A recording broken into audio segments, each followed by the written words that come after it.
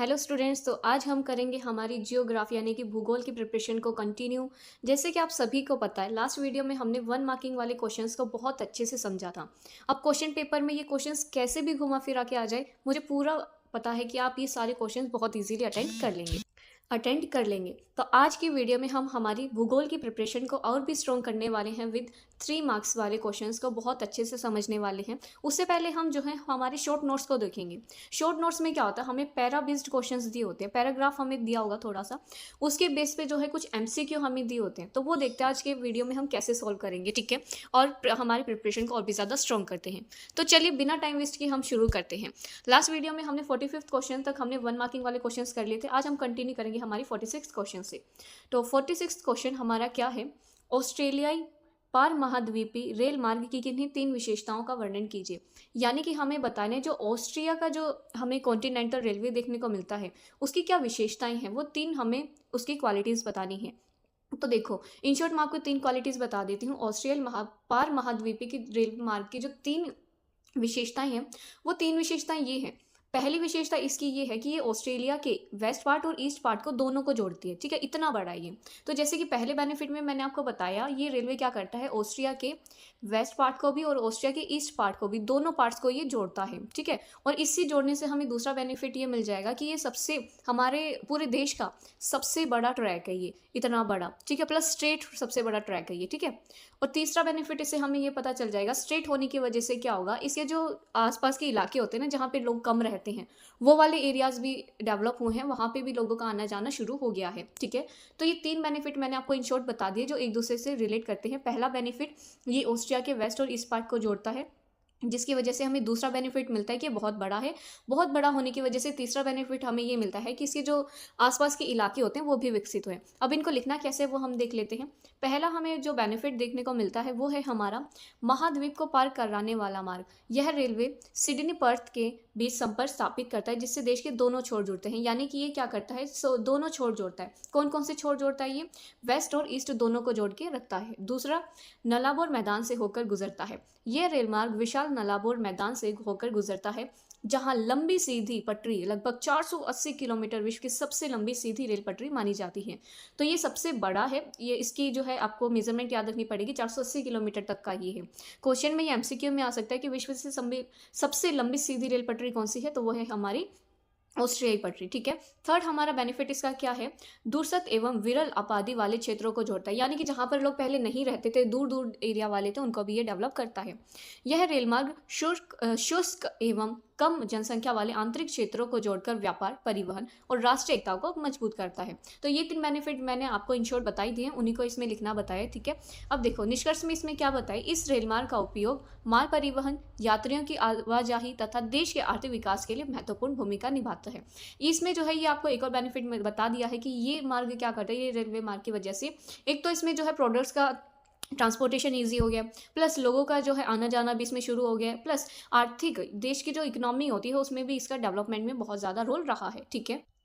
अब ये देखो 47th क्वेश्चन हमारा क्या है, किसी क्षेत्र में भू उपयोग अधिकतर वहाँ की आर्थिक क्रियाओं की प्रवृत्ति पर निर्भर करता है, इस कथन की पुष्टि कीजिए। यानी कि हमें ये बताना है कि किसी भी एरिया की जो लैंड होती है वो उसकी टाइप पर डिपेंड करते हैं। यानी कि जहाँ पे जिस लैंड के अकॉर्डिंग जितना वहाँ पे जिस टाइप का इकोनॉमी होगा ना, उस तरीके से उस लैंड को यूज़ किया जाएगा। फॉर एग्जाम्पल मान लो फार्मर है, ठीक है। अगर एक एरिया में सिर्फ और सिर्फ फार्मर्स ही रहते हैं तो वहाँ की लैंड कैसे यूज़ होगी, एग्रीकल्चर में यूज़ होगी। अब मान लो इस एरिया के जो लोग हैं वो सिर्फ और सिर्फ इंडस्ट्रियल बेस्ड है, यानी कि इंडस्ट्री बिजनेसमैन वगैरह हैं, तो सिंपल सी बात है वहाँ की लैंड कैसे यूज़ होगी, बिजनेसेस के लिए यूज़ होगी, इंडस्ट्रीज बनाने के लिए, लेबर के स्टे करने के लिए यूज़ होगी, ठीक है।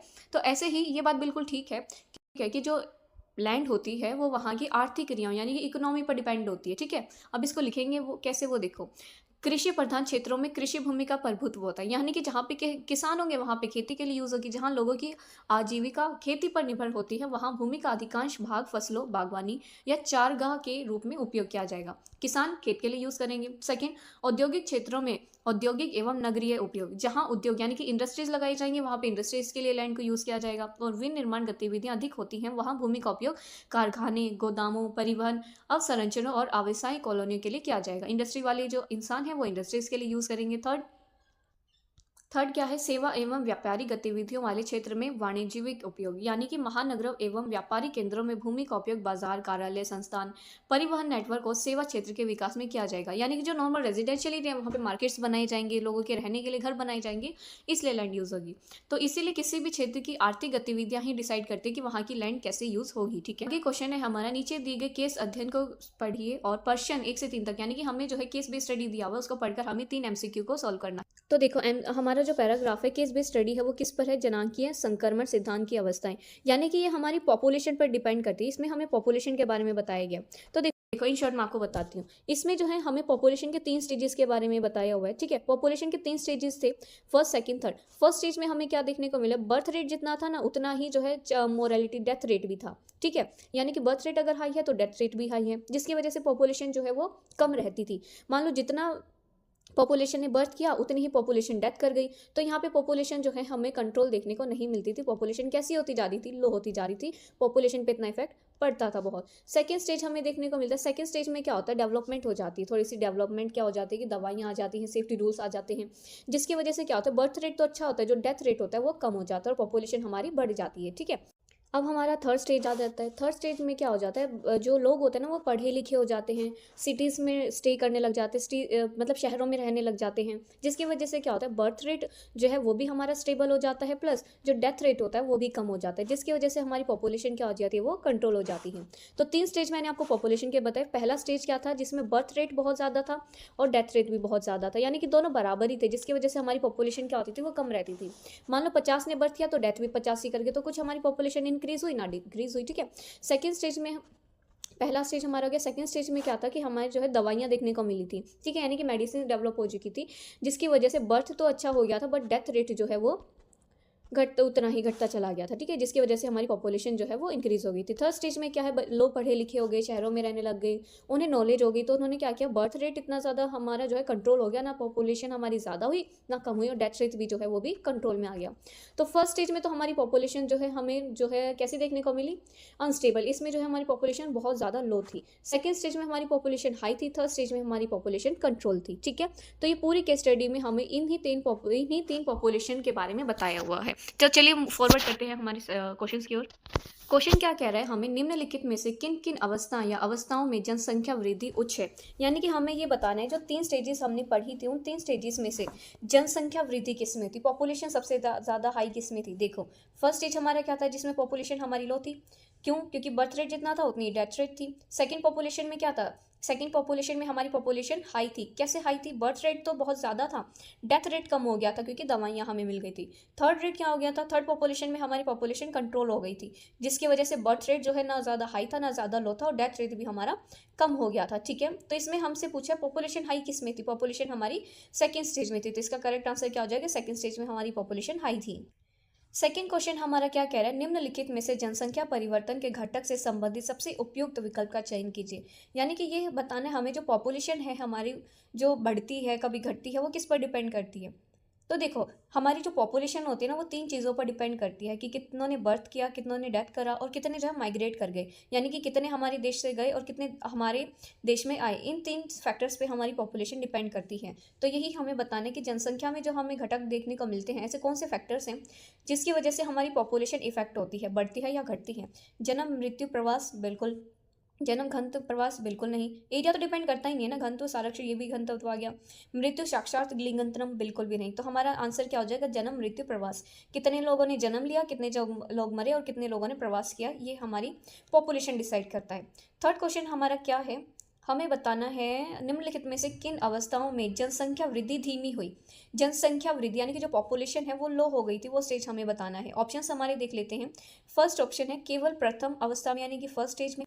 सेकेंड है केवल द्वितीय अवस्था में, केवल द्वितीय और अंतिम में, या केवल प्रथम और अंतिम में। देखो पॉपुलेशन लो पूछा, पॉपुलेशन लो हमारी 3 स्टेज में हुई थी ना। फर्स्ट स्टेज में क्या थी, पॉपुलेशन हमारी कम थी, क्यों, जितना बर्थ रेट उतना डेथ रेट। थर्ड स्टेज में जो है बर्थ रेट हमारा ज़्यादा नहीं था, डेथ रेट भी हमारा कंट्रोल था, इसमें भी पॉपुलेशन हमारी लो ही थी ना हाई नहीं थी। तो फर्स्ट एंड थर्ड हमारा करेक्ट आंसर हो जाएगा, यानी कि ऑप्शन नंबर डी। आगे क्वेश्चन है हमारा, दिए गए अनुच्छेद को ध्यानपूर्वक पढ़िए और नीचे दिए गए प्रश्नों को उत्तर दीजिए। अब देखो हमें नेक्स्ट केस बेस्ड स्टडी दिया हुआ है। देखो केस बेस्ड स्टडी में हमें बताया सेवाएं विभिन्न स्तरों पर पाई जाती हैं। कुछ सेवाएं उद्योगों को चलाती हैं, कुछ लोगों को, कुछ उद्योगों को और लोगों दोनों को। उदाहरण परिवहन तंत्र, यानी कि इसमें जो है हमें सर्विसेज के बारे में बताया गया। देखो सर्विसेज भी जो है अलग अलग स्टेजेस पे की जाती हैं। कुछ सर्विसेज जो होती है जनरल होती हैं, यानी कि जो कॉमन पीपल्स के लिए यूज़ की जाती है। कुछ सर्विसेज जो होती है हमारी स्पेशलाइज सर्विसेज होती हैं, ठीक है। जनरल सर्विसेज सामान्य सर्विसेज वो सर्विसेज होती हैं जो फिजिकल लेबर जिनमें यूज़ किया जाता है, ठीक है। लाइक बार्बर हो गया, माली हो गया, ये सारी सर्विसेज। सेकंड है स्पेशलाइज सर्विसेज। स्पेशलाइज सर्विसेज वो सर्विसेज होती हैं जिसमें मेंटली हमें सोचना पड़ता है। इसके लिए जो है स्पेशल स्टडीज़ होती हैं, लाइक डॉक्टर, इंजीनियरिंग, ये सारी, ठीक है।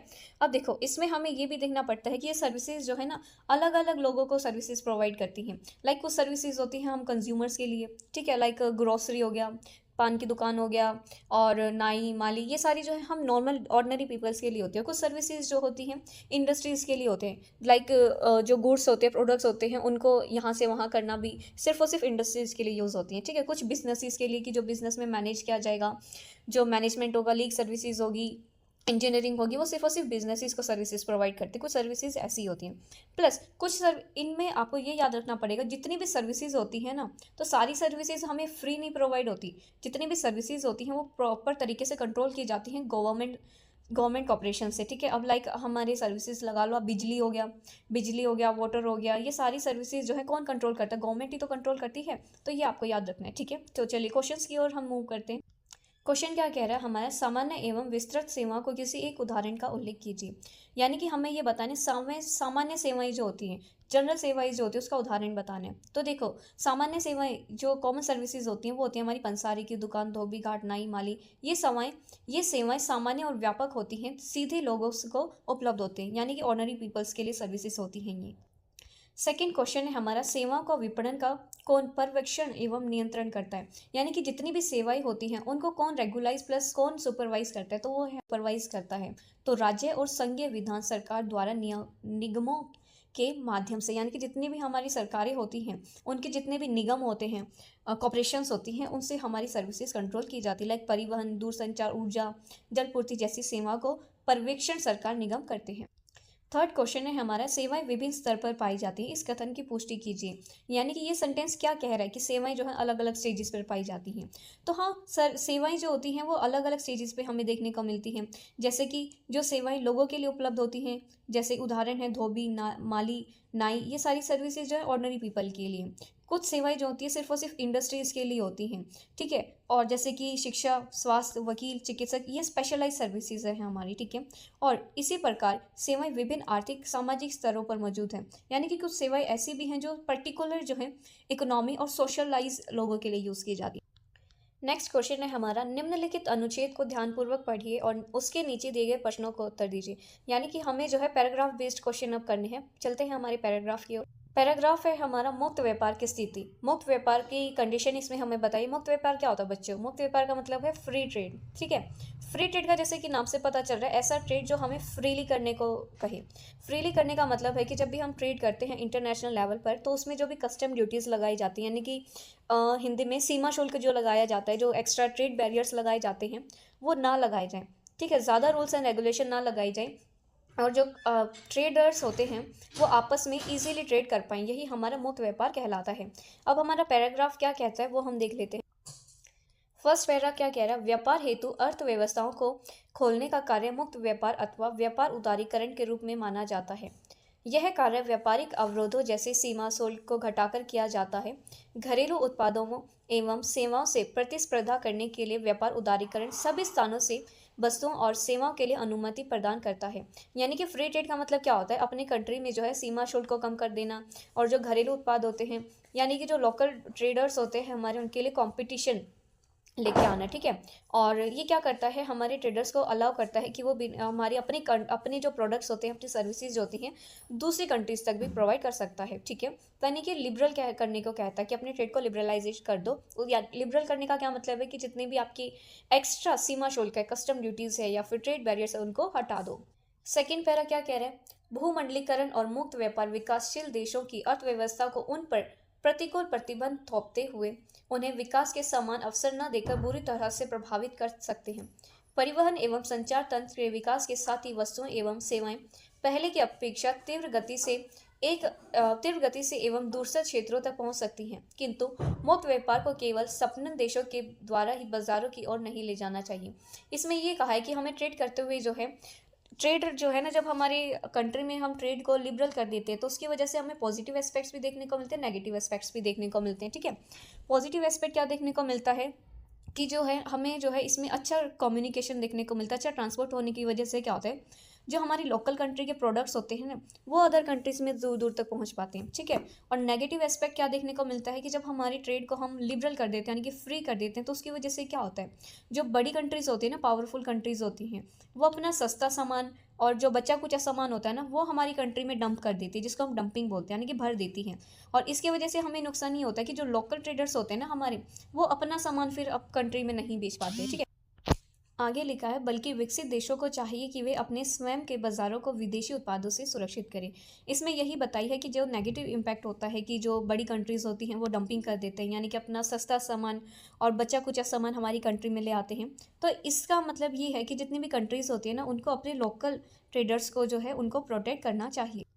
आगे है, देशों को भी डंप की गई वस्तुओं से सतर्क रहने की आवश्यकता है, क्योंकि मुक्त व्यापार के साथ इस प्रकार की सस्ते मूल्य की डंप की गई वस्तुएं घरेलू उत्पादों को नुकसान पहुंचा सकती हैं। जैसा कि मैंने बताया, हर देश को इस डंपिंग का मतलब, डंप मतलब क्या होता है, भर देना। तो इसमें ट्रेड जब हम लिबरल कर दें तो डंप क्या करेगा, जो सस्ती चीज़ें होती हैं, जो बची कुची चीज़ें होती हैं, वो हमारी कंट्री में डंप हो जाती है। तो इस डंपिंग की बचने के लिए हमें हमारी जो लोकल ट्रेडर्स होते हैं उनको प्रोटेक्ट करना चाहिए और इस नुकसान से बचना चाहिए।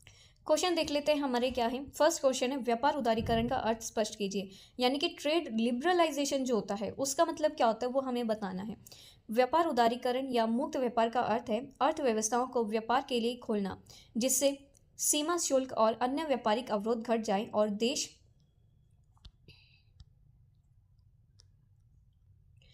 देश को विदेशी वस्तुओं और सेवाएं आयात निर्यात करने की स्वतंत्रता मिलती है।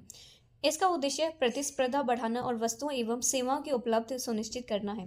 तो देखो, व्यापार उदारीकरण यानी कि ट्रेड लिबरलाइजेशन या कहीं फ्री ट्रेड, इसका मतलब ये होता है कि अपनी इकोनॉमी को अच्छा करने के लिए फ्रीली कर देना उसको।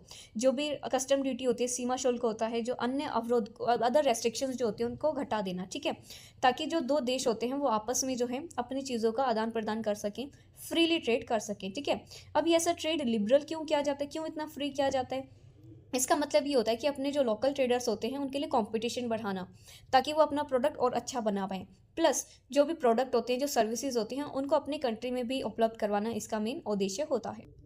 सेकेंड क्वेश्चन क्या कह रहा है, भूमंडलीकरण और मुक्त व्यापार ने विकासशील देशों की अर्थव्यवस्थाओं को किस प्रकार प्रभावित किया है। यानी कि भूमंडलीकरण, ग्लोबलाइजेशन और मुक्त व्यापार, फ्री ट्रेड ने जो हमारी पावरफुल कंट्रीज होती हैं, डेवलपिंग कंट्रीज जो होती हैं, उनकी इकोनॉमी को ये कैसे अफेक्ट करता है, वो हमें बताना है।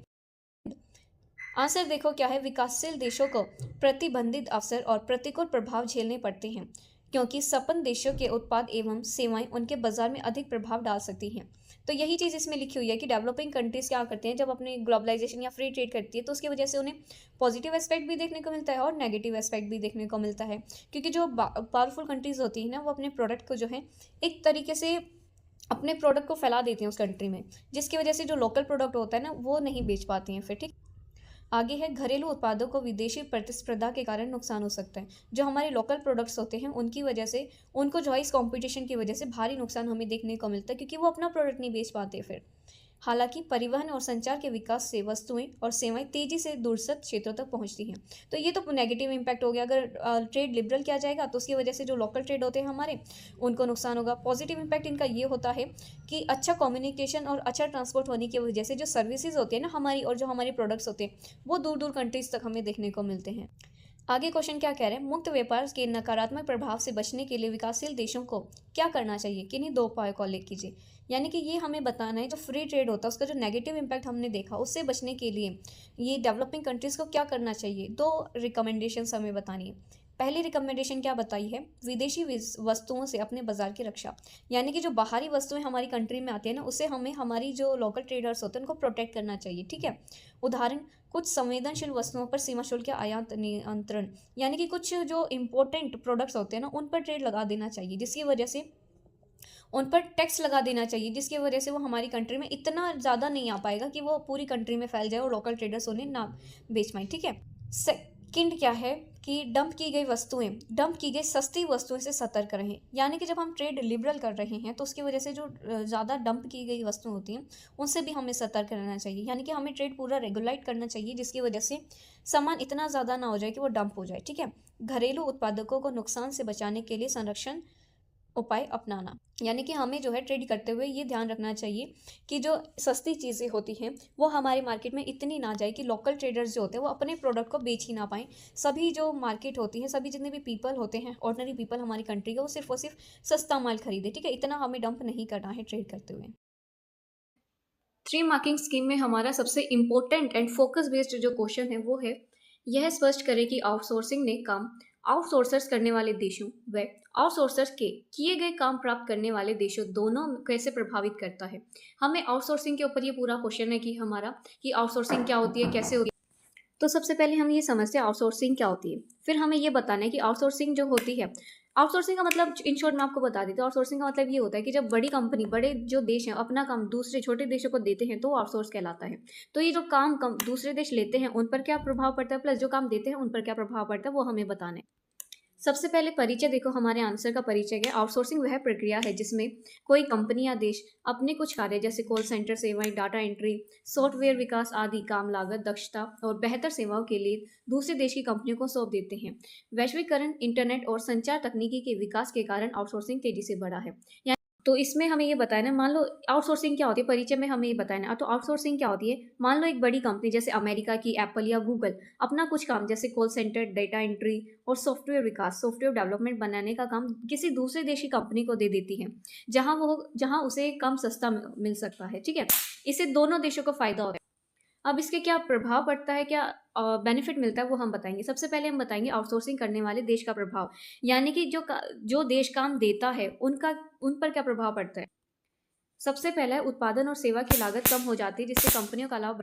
यानी कि इस पॉइंट में ये बताया जा रहा है कि खर्च कम होता है, उनका काम कम पैसों में हो जाता है जिससे उनका मुनाफा यानी कि बेनिफिट होता है। ठीक है।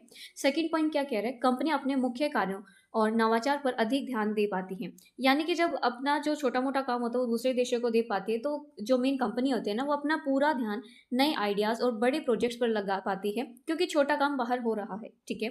आगे उपभोक्ताओं को सस्ती सेवाएं और उत्पाद उपलब्ध होते हैं, यानी कि ग्राहकों को भी इसमें फायदा देखने को मिलता है। जो जब कंपनी की जो कॉस्ट होती है वो कम होती है तो हमें सस्ती सर्विसेज मिलती हैं। ठीक है। आगे कुछ मामलों में स्थानीय लोगों के लिए रोजगार के अवसर कम हो सकते हैं, यानी कि इसका नेगेटिव इम्पैक्ट ये हो सकता है कि कभी कभी उनके अपने देश के लोगों की जो नौकरियां होती है वो कम हो जाती है क्योंकि काम बाहर चला जाता है। अब हम देखते हैं काम प्राप्त करने वाले देशों पर प्रभाव। जो छोटे मोटे देश होते हैं जिनको आउटसोर्सर्स काम देते हैं उन पर क्या इफेक्ट पड़ता है वो हम देखते हैं। पहला इम्पैक्ट क्या है, बड़ी संख्या में रोजगार के अवसर पैदा होते हैं विशेषकर युवाओं के लिए। इसमें क्या होता है, ढेर सारी नौकरियां, यानी कि हजारों लाखों नौजवानों को कॉल सेंटर्स और आईटी कंपनीज में काम मिलता है। तो इसकी वजह से क्या होता है, उन देशों का एम्प्लॉयमेंट भी इंक्रीज हो जाता है। सेकंड पॉइंट क्या कह रहा है, विदेशी मुद्राएं और आर्थिक विकास में वृद्धि होती है। इसका मतलब ये है कि विदेशी पैसा आता है। जब बाहर की कंपनीज हमें पैसा देती है तो देश की इकोनॉमी मजबूत होती है। ठीक है। नई तकनीक, प्रबंधन और कौशल कार्य संस्कृति का विकास होता है, यानी कि नई टेक्नोलॉजी हमारी कंट्री में आती है। हमें नए सॉफ्टवेयर्स, काम करने का तरीका, कल्चर और मैनेजमेंट सीखने को मिलता है। आगे सेवा क्षेत्र और शहरीकरण का तेजी से विस्तार होता है, यानी कि शहरी विकास भी होता है इसमें। इन जॉब्स की वजह से क्या होता है, बड़े शहर जैसे कि बैंगलोर, पुणे, गुड़गांव बहुत तेजी से ग्रो करते हैं। ठीक है। अब निष्कर्ष में देखो, हम निष्कर्ष में क्या लिखेंगे, इस प्रकार आउटसोर्सिंग से विकसित देशों को लागत कम करने और दक्षता बढ़ाने में मदद मिलती है जबकि विकासशील देशों को रोजगार, आय और तकनीकी विकास के अवसर मिलते हैं। हालांकि संतुलन बनाए रखना आवश्यक है ताकि दोनों देशों की अर्थव्यवस्था और रोजगार पर सकारात्मक प्रभाव बना रहे। निष्कर्ष में हम ये कहेंगे आउटसोर्सिंग एक विन विन सिचुएशन है जिसमें दोनों देशों को पॉजिटिव एस्पेक्ट्स देखने को मिलते हैं। अब कैसे पॉजिटिव एस्पेक्ट्स देखने को मिलते हैं, अमीर देशों का खर्चा बच जाता है और जो गरीब विकासशील देश होते हैं उनको नौकरी और टेक्नोलॉजी मिलती है। बस इसमें मेन फोकस की बात ये होती है कि हमें एक सही बैलेंस बना के रखना चाहिए। सेकंड क्वेश्चन है हमारा, बढ़ते शहरों और नए कस्बों में प्रदूषण, संसाधनों की कमी और भीड़ भाड़ जैसी चुनौतियों का समाधान करते हुए हम सतत शहरी विकास को कैसे बढ़ावा दे सकते हैं। यानी कि सतत शहरी विकास के बारे में ये हमारा क्वेश्चन है कि सस्टेनेबल अर्बन डेवलपमेंट जो होती है उसको डेवलप करने के लिए हमारे टाइम पे जो हमें शहरों में बढ़ता प्रदूषण, पॉल्यूशन, रिसोर्सेज की कमी और भीड़ भाड़ जैसी दिक्कतों को हम कैसे दूर कर सकते हैं वो हमें बताना है। तो सबसे पहले परिचय देखेंगे। परिचय क्या है? तेजी से बढ़ते शहरों और नए कस्बों में जनसंख्या वृद्धि के कारण प्रदूषण, संसाधनों की कमी और भीड़भाड़ जैसी समस्याएं बढ़ रही हैं। सतत शहरी विकास का उद्देश्य पर्यावरण संरक्षण, संसाधनों का संतुलित उपयोग और बेहतर जीवन गुणवत्ता से सुनिश्चित करना है। यानी कि जैसा कि हमें पता है, जैसे जैसे शहर डेवलप हो रहे हैं, नए नए कस्बे बन रहे हैं, उसकी वजह से जनसंख्या में भी वृद्धि हो रही है, पॉपुलेशन हमें देखने को मिलती है। बढ़ती पॉपुलेशन के साथ साथ कुछ चैलेंजेस भी आते हैं, जैसे कि पॉल्यूशन इतना ज़्यादा बढ़ता जा रहा है, रिसोर्सेज कम होते जा रहे हैं, ओवर क्राउडिंग हो रही है, भीड़ भाड़ बढ़ती जा रही है। प्लस इन सारे चैलेंजेस को देखते हुए हम जो है हमारा सस्टेनेबल डेवलपमेंट कैसे इंप्रूव कर सकते हैं वो हमें बताना है। सबसे पहले हम प्रदूषण नियंत्रण के नियम देखेंगे कि जो पॉल्यूशन होता है उसको कैसे कंट्रोल कर सकते हैं। फर्स्ट है सार्वजनिक परिवहन, साइकिल और पैदल चलने को बढ़ावा देना। यानी कि पॉल्यूशन कंट्रोल करने के लिए हमें क्या करना है? पब्लिक ट्रांसपोर्ट करना चाहिए, बस और मेट्रो का यूज़ जो है हमें बढ़ा देना चाहिए ताकि सड़कों पर कार्स कम हो। और साइकिल चलाना, पैदल चलना, इनको प्रमोट करना चाहिए। ठीक है। सेकेंड है हरी क्षेत्र, पेड़ पौधे, पार्क बढ़ाकर वायु गुणवत्ता सुधारना। यानी कि हरियाली, ग्रीनरी इसमें देखने को हमें मिलती है। शहरों में ज़्यादा से ज़्यादा पार्क और पेड़ पौधे लगाने चाहिए ताकि हवा साफ रहे। आगे है औद्योगिक एवं वाहन उत्सर्जन पर नियंत्रण लागू करना। इसमें है सख्त रूल्स, स्ट्रिक्ट रूल्स हमें लेके आने चाहिए। फैक्ट्रीज और गाड़ियों से निकलने वाले जो धुएं होते हैं उन पर कड़े नियम लगाने चाहिए हमें, तभी हमारा प्रदूषण जो है वो नियंत्रण हो सकेगा। नेक्स्ट है हमारा संसाधनों का संरक्षण और प्रबंधन। जैसे कि पॉपुलेशन हमारी इंक्रीज होती है तो रिसोर्सेज की कमी हमें देखने को मिलती है, तो उसमें हम रिसोर्सेज को कैसे बचाएं। सबसे पहला है हमारा वर्षा जल संचयन और जल संरक्षण तकनीकों का अपनाना। इसका मतलब है वाटर कंजर्वेशन, बारिश के पानी को जमा करना, रेन वाटर हार्वेस्टिंग हमें करनी चाहिए और पानी बचाने की नई टेक्निक्स अपनानी चाहिए। आगे है नवीकरण ऊर्जा, जैसे कि सौर ऊर्जा, पवन ऊर्जा का उपयोग बढ़ाना। हमें क्लीन एनर्जी यूज़ करनी चाहिए, लाइक सोलर एनर्जी जो धूप से बिजली बनती है, और विंड एनर्जी का यूज़ हमें करना चाहिए। कचरा प्रबंधन और पुनर्चक्रण यानी कि रिसाइकलिंग को बढ़ावा देना। इसमें है कि हमें जो वेस्ट होता है, जो कचरा होता है, उसको मैनेज अच्छे से करना चाहिए। डस्टबिन्स का सही यूज़ करना, रिसाइकलिंग यानी कि पुराने सामान से नया सामान और कचरे के खाद बनाना हमें आना चाहिए। आगे है भीड़ भाड़ और अव्यवस्थित विस्तार का समाधान। यानी कि हमें क्या करनी चाहिए, जो ओवर क्राउडिंग हो रही है उसका क्या सोल्यूशन है, जो भीड़ भाड़ बढ़ती जा रही है उसका क्या सोल्यूशन है।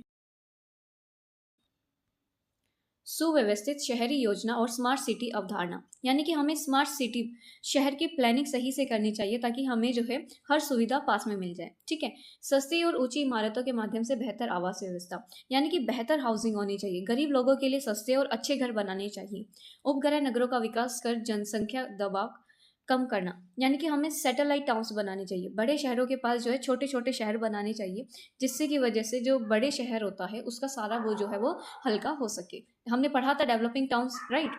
निष्कर्ष में हम क्या कहेंगे? सतत शहरी विकास के लिए पर्यावरण संरक्षण, संसाधनों का विवेकपूर्ण उपयोग और सुव्यवस्थित नगर योजना आवश्यक है।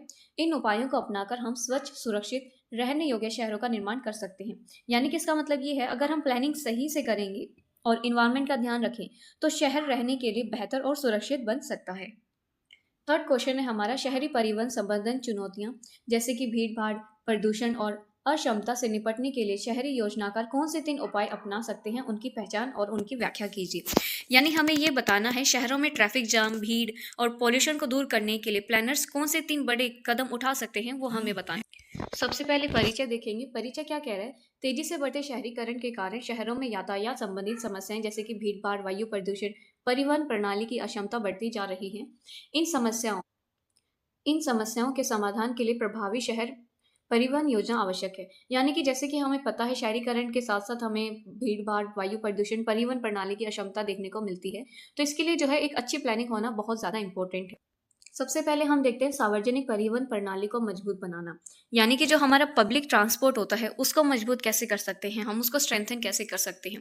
मेट्रो, बस, रैपिड ट्रांजिट, बीआरटी बस, रैपिड ट्रांजिट, लोकल ट्रेन और इलेक्ट्रिक बसों का विस्तार किया जाए। यानी कि सॉल्यूशन क्या है, हमें मेट्रो, बस, रैपिड ट्रांजिट जो है लोकल ट्रेन्स और इलेक्ट्रिक बसेस का नेटवर्क बढ़ाना चाहिए। इससे फ़ायदा क्या होगा कि जब लोगों को सस्ता और अच्छा पब्लिक ट्रांसपोर्ट मिलेगा तो वो अपनी पर्सनल कार्स कम निकालेंगे।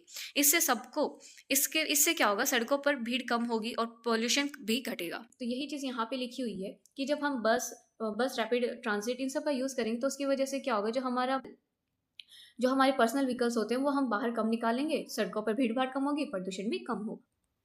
आगे है गैर यांत्रिक परिवहन को बढ़ावा देना। यानी कि हमें क्या करना चाहिए, जो नॉन मोटोराइज्ड ट्रांसपोर्ट होते हैं, यानी कि गैर यांत्रिक परिवहन, इसको इंग्लिश में हम बोलते हैं नॉन मोटोराइज्ड ट्रांसपोर्ट, इसको भी बढ़ावा देना चाहिए। इसमें क्या होता है, साइकिल लेन, पैदल मार्ग और सुरक्षित फुटपाथ बनाए जाए। इससे फ़ायदा क्या होगा, छोटी दूरी के लिए लोग साइकिल या पैदल चलना पसंद करेंगे, जिससे ट्रैफिक कम होगा। यानी कि इसमें ये बताया गया है कि हमें शहरों में साइकिल चलाने के लिए अलग लेन, पैदल चलने के लिए सुरक्षित फुटपाथ और रास्ते बनाने चाहिए। फ़ायदा इससे ये होगा कि छोटी दूरी के लिए लोग पैदल चलना पसंद करेंगे, साइकिल लेना पसंद करेंगे, जिससे क्या होगा, ट्रैफिक का जो दबाव होता है वो बहुत कम हो जाएगा। आगे है स्मार्ट यातायात प्रबंधन और सड़क योजना। इसमें क्या है, ट्रैफिक सिग्नल समन्वय, वन वे मार्ग और डिजिटल ट्रैफिक निगरानी लागू की जाए।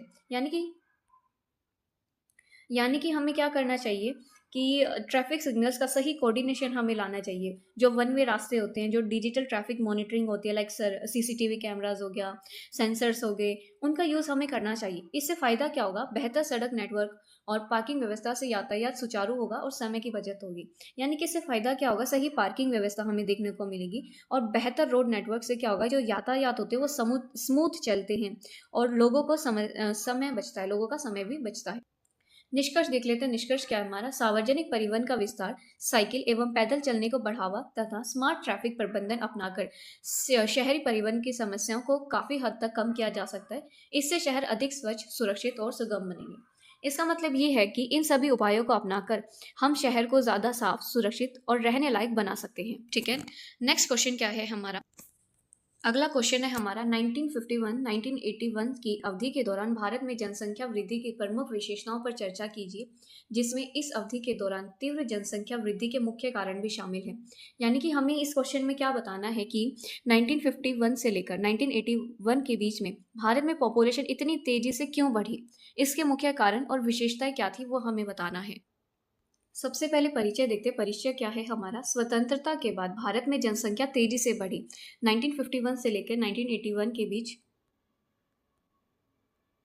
1951 से लेकर 1981 के बीच अवधि के जनसंख्या वृद्धि का चरण माना जाता है, जिसमें मृत्यु दर में कमी, जन्म दर में निरंतर उच्च स्तर के कारण जनसंख्या तेजी से बढ़ी। यानी कि 1951 से लेकर 1981 को यानी कि 1951 से लेकर 1981 को हम इन शॉर्ट जो है पॉपुलेशन विस्फोट भी बोलते हैं, क्योंकि इसमें पॉपुलेशन इतनी ज़्यादा रैपिड ग्रोथ हुई। ठीक है, क्योंकि इसमें क्या हो गया था, जो डेथ रेट था वो कम हो गया था, बर्थ रेट जो है वो काफ़ी इंक्रीज हो गया था, जिसकी वजह से हमारी पॉपुलेशन इंक्रीज हो गई थी। सबसे पहले हम विशेषताएं देखते हैं कि जनसंख्या वृद्धि से क्या विशेषताएं हुई, क्या बेनिफिट्स हुए, क्या पॉजिटिव एस्पेक्ट हमें देखने को मिला। सबसे पहले तीव्र जनसंख्या वृद्धि, इस अवधि में जनसंख्या बहुत तेजी से बढ़ी, इसे जनसंख्या विस्फोट की स्थिति भी कहा जा सकता है। इतनी रैपिड ग्रोथ हुई थी पॉपुलेशन की 1951 से लेकर 81 तक। ठीक है, सेकेंड है मृत्यु दर में कमी, बेहतर चिकित्सा सुविधाओं, टीकाकरण और स्वच्छता में सुधार से मृत्यु दर कम हुई, सकारात्मक रोगों पर नियंत्रण से जीवन प्रत्याशा बढ़ी। यानी कि इसकी वजह से क्या हुआ, जो डेथ रेट था वो काफ़ी ज़्यादा कम हो गया। क्यों कम हो गया, पॉपुलेशन बढ़ी, क्योंकि डेथ रेट कम हो गया। डेथ रेट कैसे कम हो गया, हमें मेडिसिन देखने को मिली, वैक्सीनेशन अच्छी देखने को मिली, क्लीननेस हमें कंट्रीज में देखने को मिली, जिसकी वजह से लाइफ एक्सपेक्टेंसी जो रेट होता है उसमें भी हमें हाई रेट देखने को मिला। आगे है जन्म दर का उच्च स्तर, यानी कि पारंपरिक सोच, बाल विवाह और परिवार नियोजन के प्रति जागरूकता की कमी के कारण जन्म दर अधिक बनी रही। यानी कि आज के टाइम पे भी हमें जो है पुरानी सोच देखने को मिलती है कि ज़्यादा बच्चे, बड़ा परिवार, बाल विवाह, ये सब हमें देखने को मिलता है, जिसकी वजह से पॉपुलेशन आज भी ज़्यादा है। आगे है जीवन प्रत्याशा में वृद्धि, लाइफ एक्सपेक्टेंसी में भी हमें इंक्रीमेंट देखने को मिला। पोषण, स्वास्थ्य सेवाएं और दवाइयों की उपलब्धि से लोगों की औसत आयु बढ़ी, यानी कि जो एक्सपेक्टेशन रेट था वो भी इंक्रीज हुआ है। एवरेज एज जो होती थी उसमें भी हमें इंक्रीमेंट देखने को मिली है। अब इन विशेषताओं को देखकर हम नॉर्मली कारण भी बता सकते हैं कि इतनी रैपिड ग्रोथ क्यों हुई थी। चिकित्सा और स्वास्थ्य सेवाओं में सुधार, यानी कि हमें जो है मेडिसिन देखने को मिली है, क्लीननेस, हेल्थ लोगों की काफ़ी अच्छी हो चुकी थी। खाद्य उत्पादन में वृद्धि, हरित क्रांति का प्रभाव, यानी कि ग्रीन रेवोल्यूशन की वजह से क्या हुआ था कि प्रोडक्शन में काफ़ी ज़्यादा इंक्रीमेंट आई थी, जिसकी वजह से लोगों की हेल्थ अच्छी रह रही थी। आगे है अशिक्षा और परिवार नियोजन की कमी, यानी कि पढ़ा लिखा ना होने की वजह से लोग परिवार नियोजन का महत्व नहीं समझते हैं। उन्हें लगता है कि ज़्यादा बच्चे होंगे, ज़्यादा बड़े परिवार होगा। तो ये एक तरीके से नॉन लिटरेट वाली बातें होती हैं। आगे है सामाजिक और सांस्कृतिक परंपराएं, यानी कि लड़का पैदा करने की चाह और बड़े परिवार को शक्ति मानना भी एक बड़ा कारण था पॉपुलेशन इंक्रीज होने का। निष्कर्ष क्या कह रहा है? एट द एंड हमारा निष्कर्ष क्या है कि 1951 से लेकर 1981 के दौरान भारत में जनसंख्या तेजी से बढ़ी क्योंकि मृत्यु दर घट गई, लेकिन जन्म दर लंबे समय तक उच्च रही। इस तीव्र वृद्धि ने संसाधनों पर दबाव बढ़ाया और जनसंख्या नियंत्रण नीतियों की आवश्यकता को स्पष्ट किया। इसका मतलब ये है कि 1951 से के दौर में मौत कम हुई और जन्म दर हाई रहा, ठीक है, जिसने देश के जो हमारे रिसोर्सेज होते थे उन पर दबाव बढ़ाया, क्योंकि पॉपुलेशन इंक्रीज होगी बट हमारा जो रिसोर्सेज है वो तो इतना इंक्रीज नहीं हुआ ना, वो तो लिमिटेड ही था। इसके बाद ही जो है सरकार ने पॉपुलेशन कंट्रोल पर ज़्यादा ध्यान दिया, ठीक है। अगला क्वेश्चन है हमारा, किशोर कौन होते हैं, जनसंख्या में उन्हें महत्वपूर्ण क्यों माना जाता है, किशोरों से निपटने में समाज को किन चुनौतियों का सामना करना पड़ता है। यानी कि क्वेश्चन में हमें ये बताना है कि किशोर कौन होते हैं, वो देश के लिए क्यों ज़रूरी हैं और उन्हें समाज में किन मुश्किलों का सामना करना पड़ता है, वो हमें बताना है। तो सबसे पहले परिचय देखते हैं। परिचय क्या है हमारा? किशोर वे व्यक्ति होते हैं जिनकी आयु लगभग 10 से 19 वर्ष के बीच होती है, ठीक है। यह जीवन का संक्रमण काल होता है जिसमें शारीरिक, मानसिक और भावनात्मक परिवर्तन तेजी से होता है। यानी कि जो बच्चा इस एज ग्रुप में लाई करता है हम उसको किशोरी बच्चा बोलते हैं। क्यों? क्योंकि ये एक ऐसी एज होती है जिसमें हमें हाई डेवलपमेंट देखने को मिलती है, फिजिकली भी, मेंटली भी, प्लस इमोशनली भी। तो ऊपर हमने बताया किशोर कौन होते हैं, अब हम उनकी महत्व बताएंगे और समाज में उन्हें कौन से चैलेंजेस फेस करने पड़ते हैं वो बताएंगे। तो सबसे पहले हम महत्व बताते हैं, क्यों महत्व है। तो जैसा कि हमें पता है वे देश के भविष्य की कार्य शक्ति हैं, यानी कि वह हमारे आने वाले फ्यूचर का वर्क फोर्स है, ठीक है। आगे है सही शिक्षा और कौशल विकास से वे आर्थिक विकास में योगदान देते हैं। यानी कि क्या होगा, अगर इन्हें सही शिक्षा और स्किल्स मिल जाए तो ये देश की इकोनॉमी को बहुत आगे ले जा सकते हैं, क्योंकि ये हमारी आने वाली जनरेशन हैं। स्वस्थ और जागरूक किशोर समाज को मजबूत बनाता है, यानी कि किशोर नए आइडियाज़ लेकर आते हैं, नई एनर्जी लेके आते हैं, जिसकी वजह से क्या होता है, क्रिएटिविटी जो होती है उसका मुख्य स्रोत होते हैं ये बच्चे। नवाचार, ऊर्जा, रचनात्मक का प्रमुख स्रोत होते हैं। अब हम देखते हैं किशोरों से जुड़ी सामाजिक चुनौतियां, क्या सोशल चैलेंजेस उन्हें फेस करने पड़ते हैं। पहला है शिक्षा और कौशल की कमी, यानी कि गुणवत्तापूर्ण शिक्षा और रोजगार मुख प्रशिक्षण की कमी। इसमें इसका मतलब ये है कि बहुत से किशोरों को क्वालिटी एजुकेशन और रोजगार उन्मुख यानी कि जॉब ओरिएंटेड ट्रेनिंग्स नहीं मिल पाती हैं। अगला है स्वास्थ्य और पोषण संबंधी समस्याएं, यानी कि कुपोषण, मानसिक तनाव और स्वास्थ्य जागरूकता की कमी। इसका मतलब ये है कि कुपोषण, खासकर लड़कियों में एनीमिया और मेंटल स्ट्रेस जो है, ये बढ़ती समस्याएं हमें नजर आती हैं। अगला है सामाजिक दबाव और गलत प्रभाव, नशे की लत, अपराध, नकारात्मक संगत का खतरा। यानी कि इसका मतलब ये है कि इस उम्र में बच्चा भटक कर जो है नशे की लत या गलत संगति में पड़ जाता है। अगला है लैंगिक भेदभाव और बाल विवाह, विशेषकर लड़कियों की शिक्षा में बाधाएं, कम उम्र में विवाह। इसका मतलब ये है कि कुछ इलाकों में आज भी जो है लड़कियों की शिक्षा पर ध्यान नहीं दिया जाता और उनकी जल्दी शादी यानी कि चाइल्ड मैरिज कर दी जाती है। अब निष्कर्ष देखो हमारा क्या है, किशोर देश की अमूल्य संपत्ति है क्योंकि वे भविष्य के नागरिक और विकास के आधार होते हैं। यदि उनकी शिक्षा, स्वास्थ्य, सुरक्षा पर ध्यान नहीं दिया जा अगर उनकी शिक्षा, स्वास्थ्य और सुरक्षा पर ध्यान दिया जाए तो वे राष्ट्रीय निर्माण में महत्वपूर्ण भूमिका निभा सकते हैं, जबकि उपेक्षा से सामाजिक समस्याएं बढ़ सकती हैं। इस कंक्लूजन में ये कहा जा रहा है कि किशोर देश की अमूल्य संपत्ति है। अगर हम उनकी शिक्षा, स्वास्थ्य और सुरक्षा पर ध्यान दें तो वो क्या करेंगे, हमारे राष्ट्रीय निर्माण में यानी कि नेशन बिल्डिंग में सबसे बड़ा योगदान देंगी, ठीक है। आगे क्वेश्चन क्या है हमारा, विश्व व्यापार संगठन की होने वाली आलोचनाओं की व्याख्या कीजिए। यानी कि हमें WTO, वर्ल्ड ट्रेड ऑर्गेनाइजेशन के काम दुनिया में फ्री ट्रेड को बढ़ावा देने के लिए होता है, लेकिन उसके भी जो है कुछ लोग और कुछ देश जो है बुराई करते हैं। क्यों? उसकी आलोचना है, उसके क्रिटिसिज्म को हमें बताना है, ठीक है। सबसे पहले परिचय देखो। परिचय क्या है हमारा? विश्व व्यापार संगठन यानी कि वर्ल्ड ट्रेड ऑर्गेनाइजेशन एक अंतर्राष्ट्रीय संस्था है जो देशों के बीच मुक्त और निष्पक्ष व्यापार को बढ़ावा देने के लिए नियम बनाती है। हालांकि इससे कार्य और नीतियों को लेकर कई देशों, सामाजिक संगठनों और विश्व द्वारा आलोचनाएं भी की जाती हैं। यानी कि वर्ल्ड ट्रेड ऑर्गेनाइजेशन एक ऐसी संगठन है जो अंतर्राष्ट्रीय लेवल पर ट्रेड के, फ्री ट्रेड के और फेयर ट्रेड के जो है रूल्स एंड रेगुलेशंस बनाती है। इसके बावजूद भी इसे कई देश, कई सोशल ऑर्गेनाइजेशंस और कई साइंटिस्ट जो है इसकी क्रिटिसाइज करते हैं। क्यों क्रिटिसाइज करते हैं वो हमें बताएं। सबसे पहला है हमारा विकसित देशों का अधिक प्रभाव। निर्णय प्रक्रिया में विकसित देशों का दबदबा अधिक माना जाता है। विकासशील देशों के हितों की अनदेखी होने की शिकायत रहती है। इसका मतलब ये है कि जो विकसित देश है ना हमारे डेवलप्ड कंट्रीज, उनका हमें इन्फ्लुएंस बहुत ज़्यादा देखने को मिलता है। इसमें प्रॉब्लम क्या है कि WTO क्या करता है, वर्ल्ड ट्रेड ऑर्गेनाइजेशन के नियम बनाने में अमीर देश जैसे कि USA, यूरोप, इनका ज़्यादा असर रहता है। और इसका इम्पैक्ट क्या पड़ता है, फिर अक्सर ऐसा लगता है कि जो नियम अमीर देशों के फ़ायदे के लिए होते हैं वो नियम बना दिए जाते हैं, और जो नियम विकासशील देश यानी कि जो डेवलपिंग देशों के लिए होते हैं, उनके जो रूल्स होते हैं उनको नज़रअंदाज कर दिया जाता है। ऐसा इसमें माना जाता है। आगे है छोटे और गरीब देशों के लिए नुकसान। स्थानीय उद्योग वैश्विक प्रतिस्पर्धा में टिक नहीं पाते। कृषि क्षेत्र में सब्सिडी के कारण गरीब देशों के किसान प्रभावित होते हैं। इसका मतलब ये है कि जो हमारे छोटे और गरीब देश होते हैं उनको नुकसान होता है। क्या नुकसान होता है? इसमें प्रॉब्लम ये होती है, जब मार्केट सबके लिए खुल जाता है तो गरीब देशों की जो छोटी फैक्ट्रीज होती हैं वो अमीर देशों की बड़ी कंपनीज के मुकाबले मतलब उसका कंपटीशन नहीं कर पाती, ठीक है, वो छोटी रह जाती है। इम्पैक्ट इसका क्या पड़ता है, जो लोकल बिजनेसमैन होते हैं वो बंद होने लगते हैं और बेरोजगारी बढ़ जाती है फिर छोटे देशों में। आगे क्या दिया हुआ है कि बहुराष्ट्रीय कंपनियों का लाभ, यानी कि WTO की नीतियां बड़ी कंपनियों को अधिक अवसर देती हैं। छोटी उत्पादों और घरेलू उद्योगों पर दबाव पड़ता है। इसमें वही बात आ गई, वर्ल्ड ट्रेड ऑर्गेनाइजेशन क्या करता है, इसमें जो डेवलप कंट्रीज होते हैं उसका इन्फ्लुएंस हमें देखने को मिलता है। वो ज़्यादा प्रमोट करता है सिर्फ और सिर्फ डेवलप कंट्रीज़ को, और जो हमारे छोटे लेबर्स होते हैं, जो हमारे लोकल फैक्ट्रीज होती हैं, वो जो है वो कम रह जाती हैं फिर, ठीक है। आगे क्या, आगे है खाद्य सुरक्षा और किसानों पर प्रभाव। कृषि बाजार खोलने से सस्ते आयात बढ़ते हैं। इससे स्थानीय किसानों की आय प्रभावित हो सकती है। इसका मतलब क्या होता है, खेती और किसानों पर भी असर पड़ता है।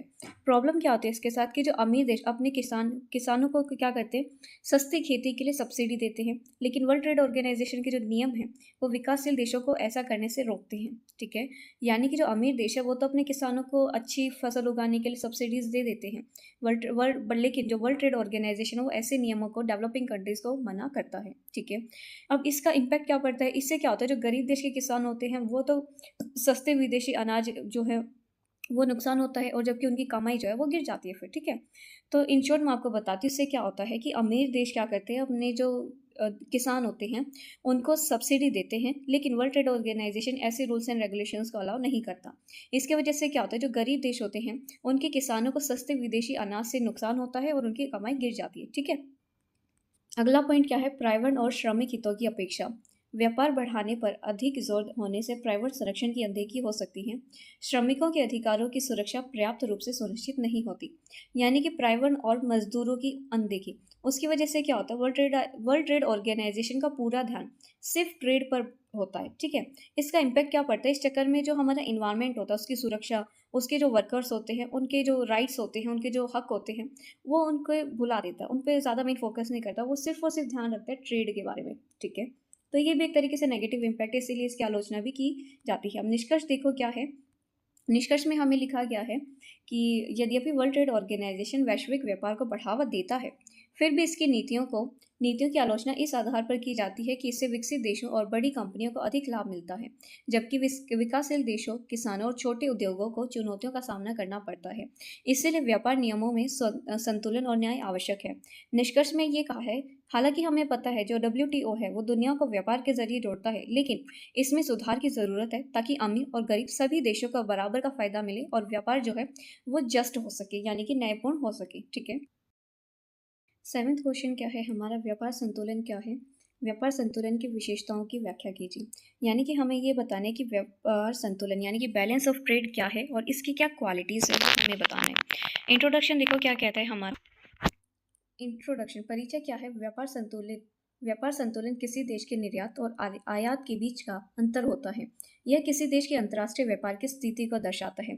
सीधी बात में इंट्रोडक्शन में ये कहा है कि व्यापार संतुलन का मतलब है किसी देश के एक्सपोर्ट यानी कि सामान बेचना और इंपोर्ट सामान खरीदना का डिफरेंस, यानी कि किसी देश ने कितना सामान बाहर बेचा, कितना सामान खरीदा, इसके बीच का जो डिफरेंस होता है वो हमारा बैलेंस ऑफ ट्रेड कहलाता है, ठीक है।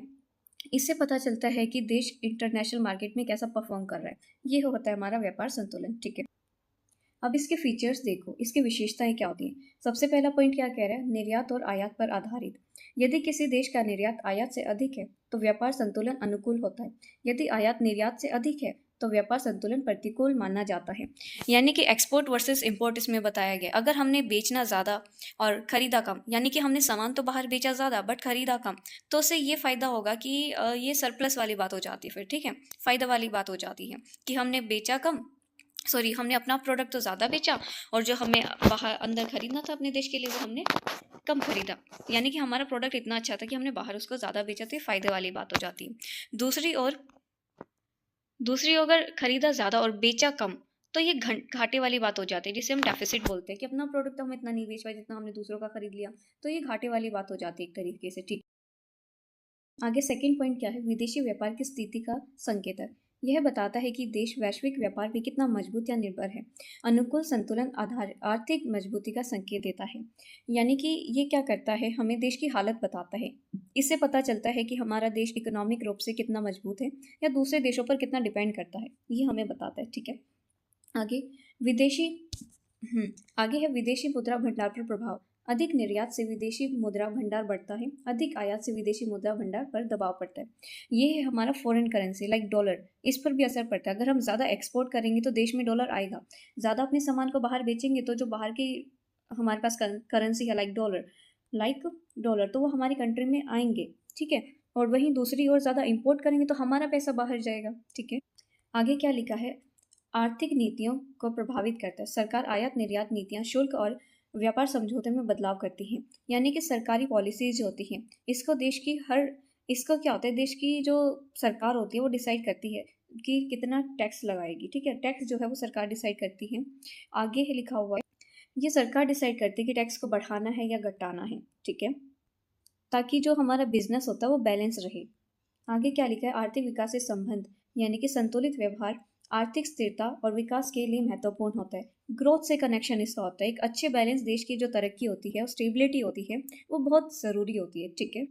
अब निष्कर्ष क्या कह रहा है हमारा, व्यापार संतुलन किसी देश की आर्थिक स्थिति और वैश्विक व्यापार में उसकी भूमिका को दर्शाने वाला महत्वपूर्ण सूचक है। निर्यात बढ़ाने और आयात को संतुलित रखने से देश की आर्थिक मजबूत सुनिश्चित की जा सकती है। निष्कर्ष में हमें ये कहा जा रहा है कि जो बैलेंस ऑफ ट्रेड है, व्यापार का संतुलन एक रिपोर्ट कार्ड की तरह है जो दिखाता है कि देश दुनिया के साथ बिजनेस में कितना स्ट्रॉन्ग है। एक्सपोर्ट बढ़ाना और इंपोर्ट कंट्रोल रखना भी देश की एक जो है असली ताकत बताता है, ठीक है। अगला क्वेश्चन क्या है, भारत में जनसंख्या वृद्धि की प्राव्यवस्था की किन्हीं 3 विशेषताओं की व्याख्या कीजिए। यानी कि इस क्वेश्चन में हमें क्या बताना है, भारत में जो पॉपुलेशन ग्रोथ का फेज ए था, प्रावस्था का इसका मतलब क्या है, जो फेज ए था उसकी जो विशेषताएं थी वो हमें बतानी है। कितनी विशेषताएं, 3 विशेषताएं बतानी। परिचय देखो, परिचय में क्या लिखा है कि भारत में जनसंख्या वृद्धि को विभिन्न चरणों में बांटा गया है। प्रावस्था का लगभग 19 से लेकर 1921 को स्थिर या लगभग स्थिर जनसंख्या वृद्धि की का काल माना जाता है। इस अवधि में जनसंख्या वृद्धि बहुत धीमी रही। इंट्रोडक्शन में क्या बताया जा रहा है, भारत में जो पॉपुलेशन बढ़ने के अलग अलग स्टेजेस रहे हैं, ठीक है। सबसे पहला स्टेजेस है हमारा स्टेज फेज का, इसका जो टाइम पीरियड माना जाता है वो माना जाता है 1901 से लेकर 1921 तक। इसको जो है एक स्टैग्नेंट फेज बोला जाता है, यानी कि स्थिर या कहीं लगभग स्थिर फेज माना जाता है, यानी कि रुकी हुई ग्रोथ वाला टाइम, ठीक है। क्योंकि इस दौरान पॉपुलेशन बहुत ही स्लो स्पीड से बढ़ी थी, तो इसीलिए हम इसको रुका हुआ टाइम पीरियड बोलते हैं, ठीक है। विशेषताओं में सबसे पहला फेज ए की सबसे पहली विशेषता क्या है हमारी, अत्यंत धीमी जनसंख्या वृद्धि। इस अवधि में जनसंख्या लगभग स्थिर रही, वृद्धि दर बहुत कम हुआ। यानी कि इसमें क्या हुआ, जो ग्रोथ की स्पीड थी वो बहुत ही स्लो थी। इस टाइम पॉपुलेशन लगभग एक की जगह रुकी हुई थी और बढ़ने की रफ्तार का बहुत ही कम थी, ठीक है। आगे है उच्च जन्म दर और उच्च मृत्यु दर। जन्म दर अधिक थी परंतु मृत्यु दर भी बहुत अधिक होने के कारण जनसंख्या नहीं बढ़ पाई। इसका मतलब यह है कि बर्थ रेट और डेथ रेट दोनों ही हाई थे। बच्चे पैदा तो हो रहे थे लेकिन जो लोगों की मौत थी, जो डेथ रेट थी, वो भी उतनी ही ज़्यादा थी, जिसकी वजह से हमारी पॉपुलेशन बढ़ ही नहीं रही थी। आगे थर्ड पॉइंट क्या कह रहे हैं, महामारी, अकाल और स्वास्थ्य सुविधाओं की कमी। प्लेग, हैजा, इन्फ्लुएंजा जैसी महामारियों से बड़ी संख्या में मृत्यु हुई। बार बार अकाल और कुपोषण के कारण जनसंख्या प्रभावित हुई। चिकित्सा और स्वास्थ्य सुविधाएं अत्यंत सीमित थी।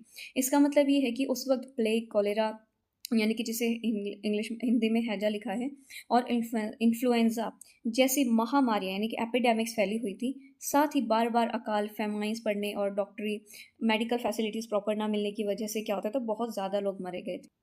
तो इसीलिए अब निष्कर्ष क्या कह रहा है हमारा, प्राप्ता का भारत में जनसंख्या वृद्धि का स्थिर काल था, जिसमें उच्च जन्म दर के बावजूद उच्च मृत्यु दर, महामारियों और खराब स्वास्थ्य सुविधाओं के कारण जनसंख्या बहुत कम रही। यह अवधि बाद की तीव्र जनसंख्या वृद्धि को समझने का आधार प्रदान करती है। सिंपल वर्ड्स में ये कहा गया है कि जो फेज़ क था हमारा, एक ऐसा टाइम था जब बर्थ रेट जो है हाई होने के बावजूद भी, हमारा बर्थ रेट हाई था, उसके बावजूद भी पॉपुलेशन हमारी कम रही, क्योंकि बीमारियों के कारण और जो खराब हेल्थ फैसिलिटीज़ थी उनके कारण जो मौत ज़्यादा होती रही, जिसकी वजह से हमारी पॉपुलेशन कैसी रही, वो स्टेबल रही, स्थिर रही। अगला क्वेश्चन हमारा क्या कह रहा है, पर्यावरणीय निश्चयवाद की संकल्पना की उदाहरण सहित व्याख्या कीजिए। यानी कि हमें क्या करना है, पर पर्यावरणीय निश्चयवाद यानी कि इन्वायरमेंटल डेटर्मिनिज्म क्या होता है वो हमें बताना है। इन्वायरमेंटल डेटर्मिनिज्म क्या है और एग्जाम्पल के साथ हमें बताना है। परिचय देखो हमारा क्या कह रहा है, पर्यावरणीय निश्चयवाद एक भौगोलिक विचारधारा है जिसके अनुसार प्राकृतिक पर्यावरण जैसे जलवायु, स्थलाकृति, मिट्टी, जल संसाधन, मानव जीवन, संस्कृति और आर्थिक गतिविधियों को निर्धारित करते हैं। सिंपल शब्दों में इसका मतलब ये है कि नेचर, प्रकृति ही बॉस है। ये एक ऐसी सोच है जो मानती है कि हमारा रहना सहना, खाना पीना और कल्चर सब कुछ हमारे आसपास का इन्वायरमेंट यानी जैसा हमारा मौसम होगा, जैसी ज़मीन होगी, जैसी मिट्टी होगी, वो डिसाइड करता है। ये कहलाता है हमारा पर्यावरणीय निश्चयवाद। जैसा हमारा आसपास का इन्वायरमेंट होगा, जैसा क्लाइमेट होगा, जैसी मिट्टी होगी, जैसा हमारी ज़मीन होगी, वो डिसाइड करता है। सबसे पहले पर्यावरणीय निश्चयवाद का अर्थ, इसमें एग्जैक्ट मीनिंग बताया हुआ क्या होता है। मानव का जीवन स्तर, भोजन, वस्त्र, आवास, व्यवसाय प्राकृतिक परिस्थितियों से प्रभावित होता है। मनुष्य प्रकृति के अनुसार अपने जीवन को ढालता है। यानी कि इसका मतलब ये होता है इंसान का जो लाइफ लेवल होता है, उसके कपड़े, उसका काम धंधा, सब जो है कुदरत ही डिसाइड करती है। इंसान खुद को नेचर के मुताबिक ढाल लेता है, ना कि नेचर को बदलता है। ठीक है, अब इस बात के उदाहरण क्या क्या दिए हुए हैं हमें। जलवायु का प्रभाव, अत्यधिक ठंड क्षेत्रों में लोग ऊनी कपड़े पहनते हैं और गर्म भोजन करते हैं। गर्म क्षेत्र में हल्के कपड़े और ठंडे पेय का उपयोग अधिक होता है। इसका एग्जाम्पल दिया हुआ है कि मौसम का असर हमें कैसे देखने को मिलता है। ठंडी जगहों पर लोग गर्म खाना खाते हैं और ऊनी वस्त्र पहनते हैं। वहीं गर्म इलाकों में क्या होता है, लोग हल्के कपड़े पहनते हैं, ठंडी चीज़ें पसंद करते हैं। तो ये मौसम के हिसाब से ही तो उन्होंने अपना रहन सहन किया ना। सेकेंड ऑप्शन क्या कह रहे हैं, स्थलाकृत का प्रभाव। पहले था मौसम का प्रभाव, अब है स्थलाकृति का प्रभाव। पहाड़ी क्षेत्रों में लोग सीढ़ीदार खेती करते हैं और ढलानतर छत वाले घर बनाते हैं। मैदान में विस्तृत कृषि और पक्के मकानों का विकास होता है। यानी कि ज़मीन की जैसी बनावट होती है वो भी डिसाइड करता है। पहाड़ों पर लोग क्या करते हैं, स्टेप फार्मिंग यानी कि सीढ़ीदार खेती करते हैं और ढलान वाली छत के घर बनाते हैं। जबकि जो मैदान प्लेन्स वाले एरिया होते हैं उसमें बड़े खेत और पक्के मकान होते हैं। ठीक है, ये हो गया ज़मीन की बनावट के अकॉर्डिंग कैसे रहन सहन डेवलप होता है। अगला पॉइंट क्या कह रहा है हमारा, प्राकृतिक संसाधनों का प्रभाव। खनिज संसाधनों वाले क्षेत्रों में खनन उद्योग विकसित होते हैं। नदी घाटियां में कृषि सभ्यताओं का विकास हुआ है। इसका मतलब ये है रिसोर्सेज का असर। इसमें क्या होता है, जहाँ मिनरल्स मिलते हैं वहाँ माइनिंग यानी कि खुदाई का काम होता है और नदियों के पास खेती और पुरानी सिविलाइजेशन बसी हुई है। ये हमने हिस्ट्री में भी हमारे पढ़ा है। तो ये हो गया हमारे कि पर्यावरण कैसे हमारी लाइफ स्टाइल को डिसाइड करता है। अब देखो निष्कर्ष में हम क्या कहेंगे, पर्यावरणीय निश्चयवाद यह दर्शाता है कि प्राकृतिक पर्यावरण मानव जीवन और गतिविधियों को प्रभावित करता है। हालांकि आधुनिक समय में तकनीक ने प्रकृति के प्रभाव को कम किया है, फिर भी पर्यावरण मानव जीवन की दशा तय करने में महत्वपूर्ण भूमिका निभाता है। इसका मतलब ये है कि ये थ्योरी दिखाती है कि नेचर हमारी लाइफ की डायरेक्शन तय करते हैं। हालांकि आजकल टेक्नोलॉजी से हमने नेचर का असर थोड़ा कम कर दिया है, पर फिर भी हमारे इन्वायरमेंट का जो रोल है वो सबसे बड़ा रहा है। क्वेश्चन क्या कह रहा है हमारा, प्रकृति और मानव के बीच द्वैतता वैध नहीं है, इस कथन की उदाहरण सहित व्याख्या कीजिए। यानी कि इस क्वेश्चन में हमें क्या बताना है कि जो नेचर है यानी कि जो इंसान है ह्यूमन और जो नेचर प्रकृति है, इनके बीच में कोई बंटवारा नहीं है, कोई डुअलिटी नहीं है, ये एक ही टीम का हिस्सा है। इसका क्या मतलब है वो हमें बताएं। इंट्रोडक्शन में देखो परिचय क्या कह रहा है हमारा, प्रकृति और मानव को अलग अलग या विरोधी माना उचित नहीं है। मानव प्रकृति का ही एक हिस्सा है। उसका जीवन, विकास तथा गतिविधियां प्रकृति पर्यावरण पर निर्भर करती हैं। इसीलिए दोनों के बीच पारस्परिक संबंध और संतुलन आवश्यक है। यानी कि सिंपल लैंग्वेज में ये बताया गया कि प्रकृति और मानव को अलग अलग या दुश्मन मानना गलत है। इंसान नेचर का ही एक हिस्सा है और हमारी पूरी लाइफ डेवलपमेंट और हर काम काज कुदरत पर ही डिपेंड करता है। इसलिए दोनों के बीच एक अच्छा बैलेंस बनाना बहुत ज़्यादा ज़रूरी होता है। पहला है हमारा, द्वैतता वैध क्यों नहीं है, कि इनके बीच में डुअलिटी क्यों नहीं है, ये अलग अलग क्यों नहीं है, इनको एक ही क्यों माने, ये हमें बताना है। तो देखो फर्स्ट पॉइंट क्या कह रहा है, मानव प्रकृति से संसाधन प्राप्त करता है और उसी पर जीवित रहता है। यानी कि जो ह्यूमन का सर्वाइवल है वो भी नेचर पर ही डिपेंड करता है। इंसान क्या करता है, नेचर से ही सारे रिसोर्सेज लाइक पानी, हवा, खाना लेता है और उसी पर जिंदा रहता है। सेकेंड पॉइंट क्या कह रहा है, मानव की गतिविधियां पर्यावरण को प्रभावित करती हैं और पर्यावरण में परिवर्तन मानव जीवन को प्रभावित करता है। इसका मतलब क्या हुआ, ये एक दूसरे पर डिपेंड करते हैं, एक दूसरे को इफेक्ट भी करते हैं। इंसान जो भी करता है उसका असर इन्वायरमेंट पर पड़ता है और इन्वायरमेंट में होने वाले जो भी बदलाव सीधा हमारी लाइफ पर असर डालते हैं, है ना। आगे क्या है, सतत विकास के लिए मानव और प्रकृति के बीच संतुलित आवश्यक है, यानी कि हमें बैलेंस बना के रखना चाहिए। अगर हमें लंबे समय तक तरक्की करनी है, सस्टेनेबल डेवलपमेंट चाहिए, तो इंसान और नेचर से जो है हमें मिलाकर रहना ज़रूरी है, ठीक है। अब इसका एग्जाम्पल क्या बताए, कृषि और मिट्टी का संबंध। किसान मिट्टी, जल और जलवायु पर निर्भर करता है। अत्यधिक रासायनिक उर्वरकों के प्रयोग से मिट्टी का उर्वरता घटती है, जिससे कृषि उत्पादन हमारा प्रभावित होता है। इसका मतलब क्या है, खेती और मिट्टी में क्या रिलेशन बताया गया। किसान पूरी तरह से मिट्टी, पानी, मौसम पर डिपेंड होता है, राइट। अगर हम ज़्यादा केमिकल्स यूज़ करते हैं तो उसकी वजह से मिट्टी खराब हो जाती है, जिसकी वजह से खेती भी नहीं हो पाती है, राइट। तो ये खेती और मिट्टी का संबंध हमने देखा। आगे है वनों की कटाई और जलवायु का परिवर्तन। पेड़ों की कटाई से वर्षा कम होती है, वह तापमान बढ़ता है। इससे मानव जीवन, कृषि, जल संसाधन प्रभावित होते हैं। अब देखते हैं पेड़ों की कटाई की वजह से, डिफोरेस्टेशन की वजह से क्या इम्पैक्ट पड़ता है।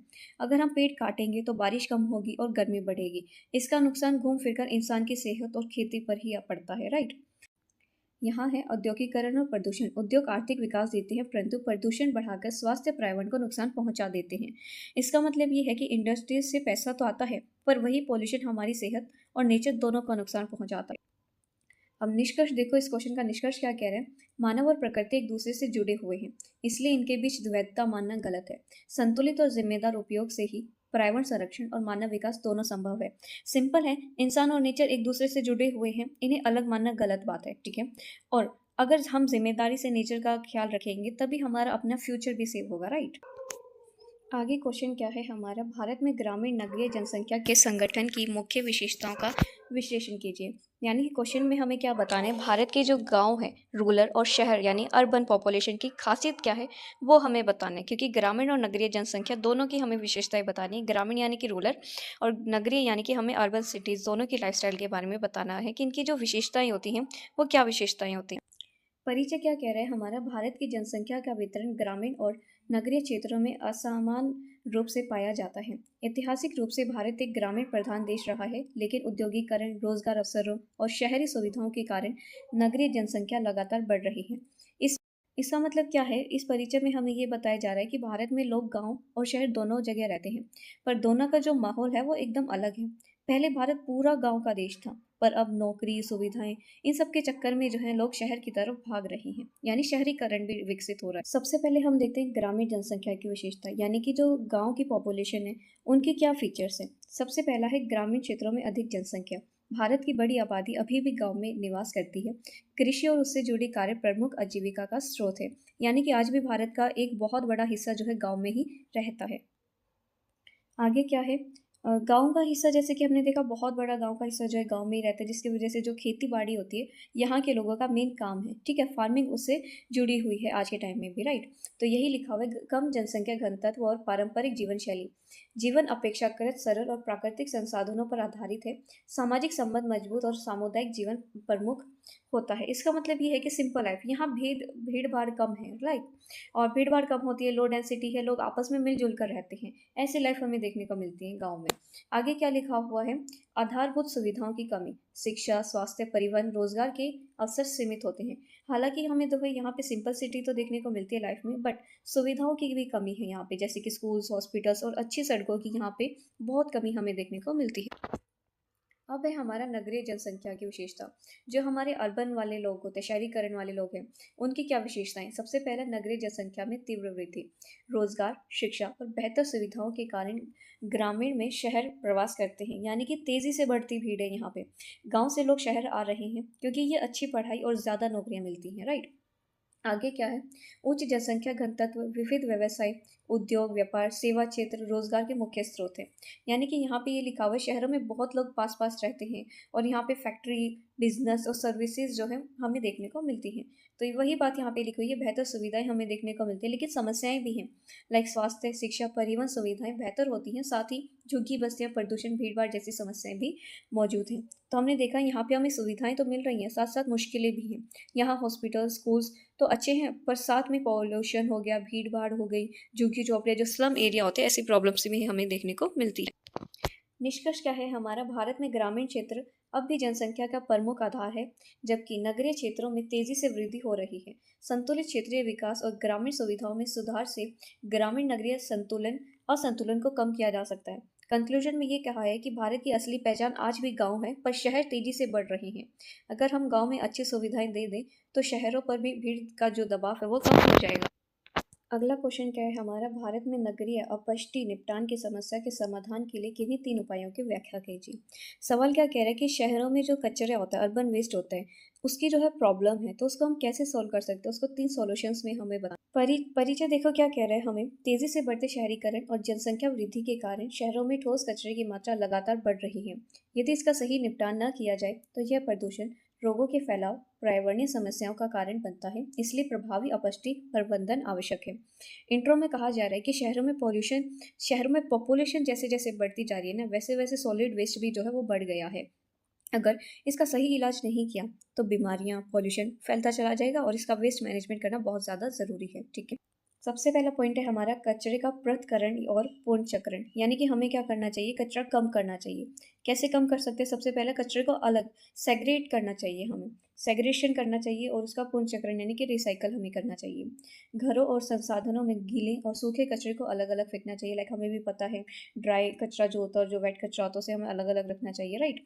आगे क्या है, प्लास्टिक, कागज, धातु आदि का पूर्ण चक्रण कर कचरे की मात्रा कम करनी चाहिए। यानी कि जो प्लास्टिक होते हैं, कागज़, मेटल को रिसाइकल करके हमें नया सामान बनाना चाहिए, जिससे कचरे का जो ढेर होता है वो कम हो जाता है। ठीक है, आगे क्या बात लिखी हुई है, इससे लैंडफिल पर दबाव कम होता है और संसाधनों की बचत होती है। इससे क्या होता है, जो ज़मीनों पर दबावने का जो वो होता है, प्रेशर होता है वो कम हो जाता है और रिसोर्सेज हमारे बच। आगे लिखा है जैविक कचरे का कंपोजिशन और बायोगैस उत्पादन, यानी कि हमें क्या करना चाहिए, कंपोजिट बनाना चाहिए, खाद बनानी चाहिए, बायोगैस बनानी चाहिए कचरे से। रसोई और बगीचे के कचरे से कंपोजिट खाद तैयार की जा सकती है। यानी कि जो रसोई और बगीचे का कचरा होता है उसे हम खेत के लिए ऑर्गेनिक खाद तैयार कर सकते हैं। बायोगैस संयंत्रों के माध्यम से ऊर्जा उत्पादन संभव है।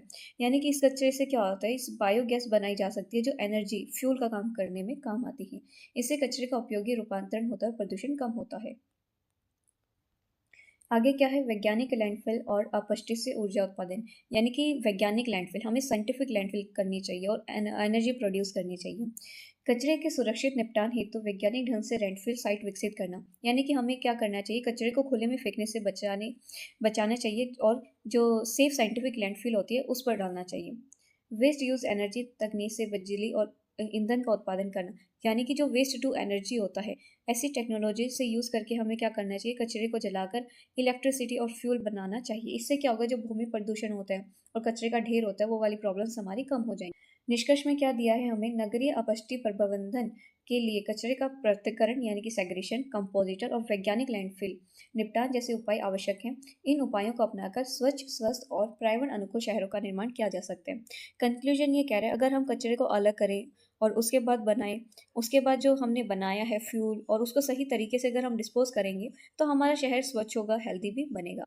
अगला क्वेश्चन क्या है, छोटे पैमाने और बड़े पैमाने के उद्योगों में उदाहरण सहित अंतर स्पष्ट कीजिए। यानी कि सवाल ये कह रहा है, छोटे पैमाने यानी कि स्मॉल स्केल इंडस्ट्रीज और बड़े पैमाने लार्ज स्केल इंडस्ट्रीज के बीच में क्या फ़र्क होता है वो हमें बताएं। परिचय देखो, परिचय सबसे पहले क्या कह रहा है, उद्योगों को उनके उत्पादन स्तर, निवेश, तकनीकी और श्रम के आधार पर छोटे पैमाने, बड़े पैमाने में विभाजित किया जाता है। दोनों प्रकार के उद्योग आर्थिक विकास में महत्वपूर्ण भूमिका निभाते हैं। परिचय में हमें क्या कहा जा रहा है कि इंडस्ट्रीज को उनके इन्वेस्टमेंट, प्रोडक्शन लेवल और टेक्नोलॉजी के हिसाब से जो है हम 2 हिस्सों में बांटते हैं। पहला हमारा स्मॉल स्केल इंडस्ट्रीज, दूसरा है हमारा लार्ज स्केल इंडस्ट्रीज। ठीक है, तो इन्हीं दोनों इंडस्ट्रीज़ को जो है सेम लेवल पर इनका जो है हमारी इकोनॉमी में जो है कंट्रीब्यूशन रहता है। ये हमारा परिचय कह रहा है। अब आगे देखो, आगे है छोटे पैमाने के उद्योग, जो हमारे स्मॉल स्केल इंडस्ट्रीज होती हैं वो क्या होती हैं। सबसे पहले ये देखो पॉइंट क्या कह रहा है, कम पूंजी और सीमित संसाधनों से स्थापित किए जाते हैं।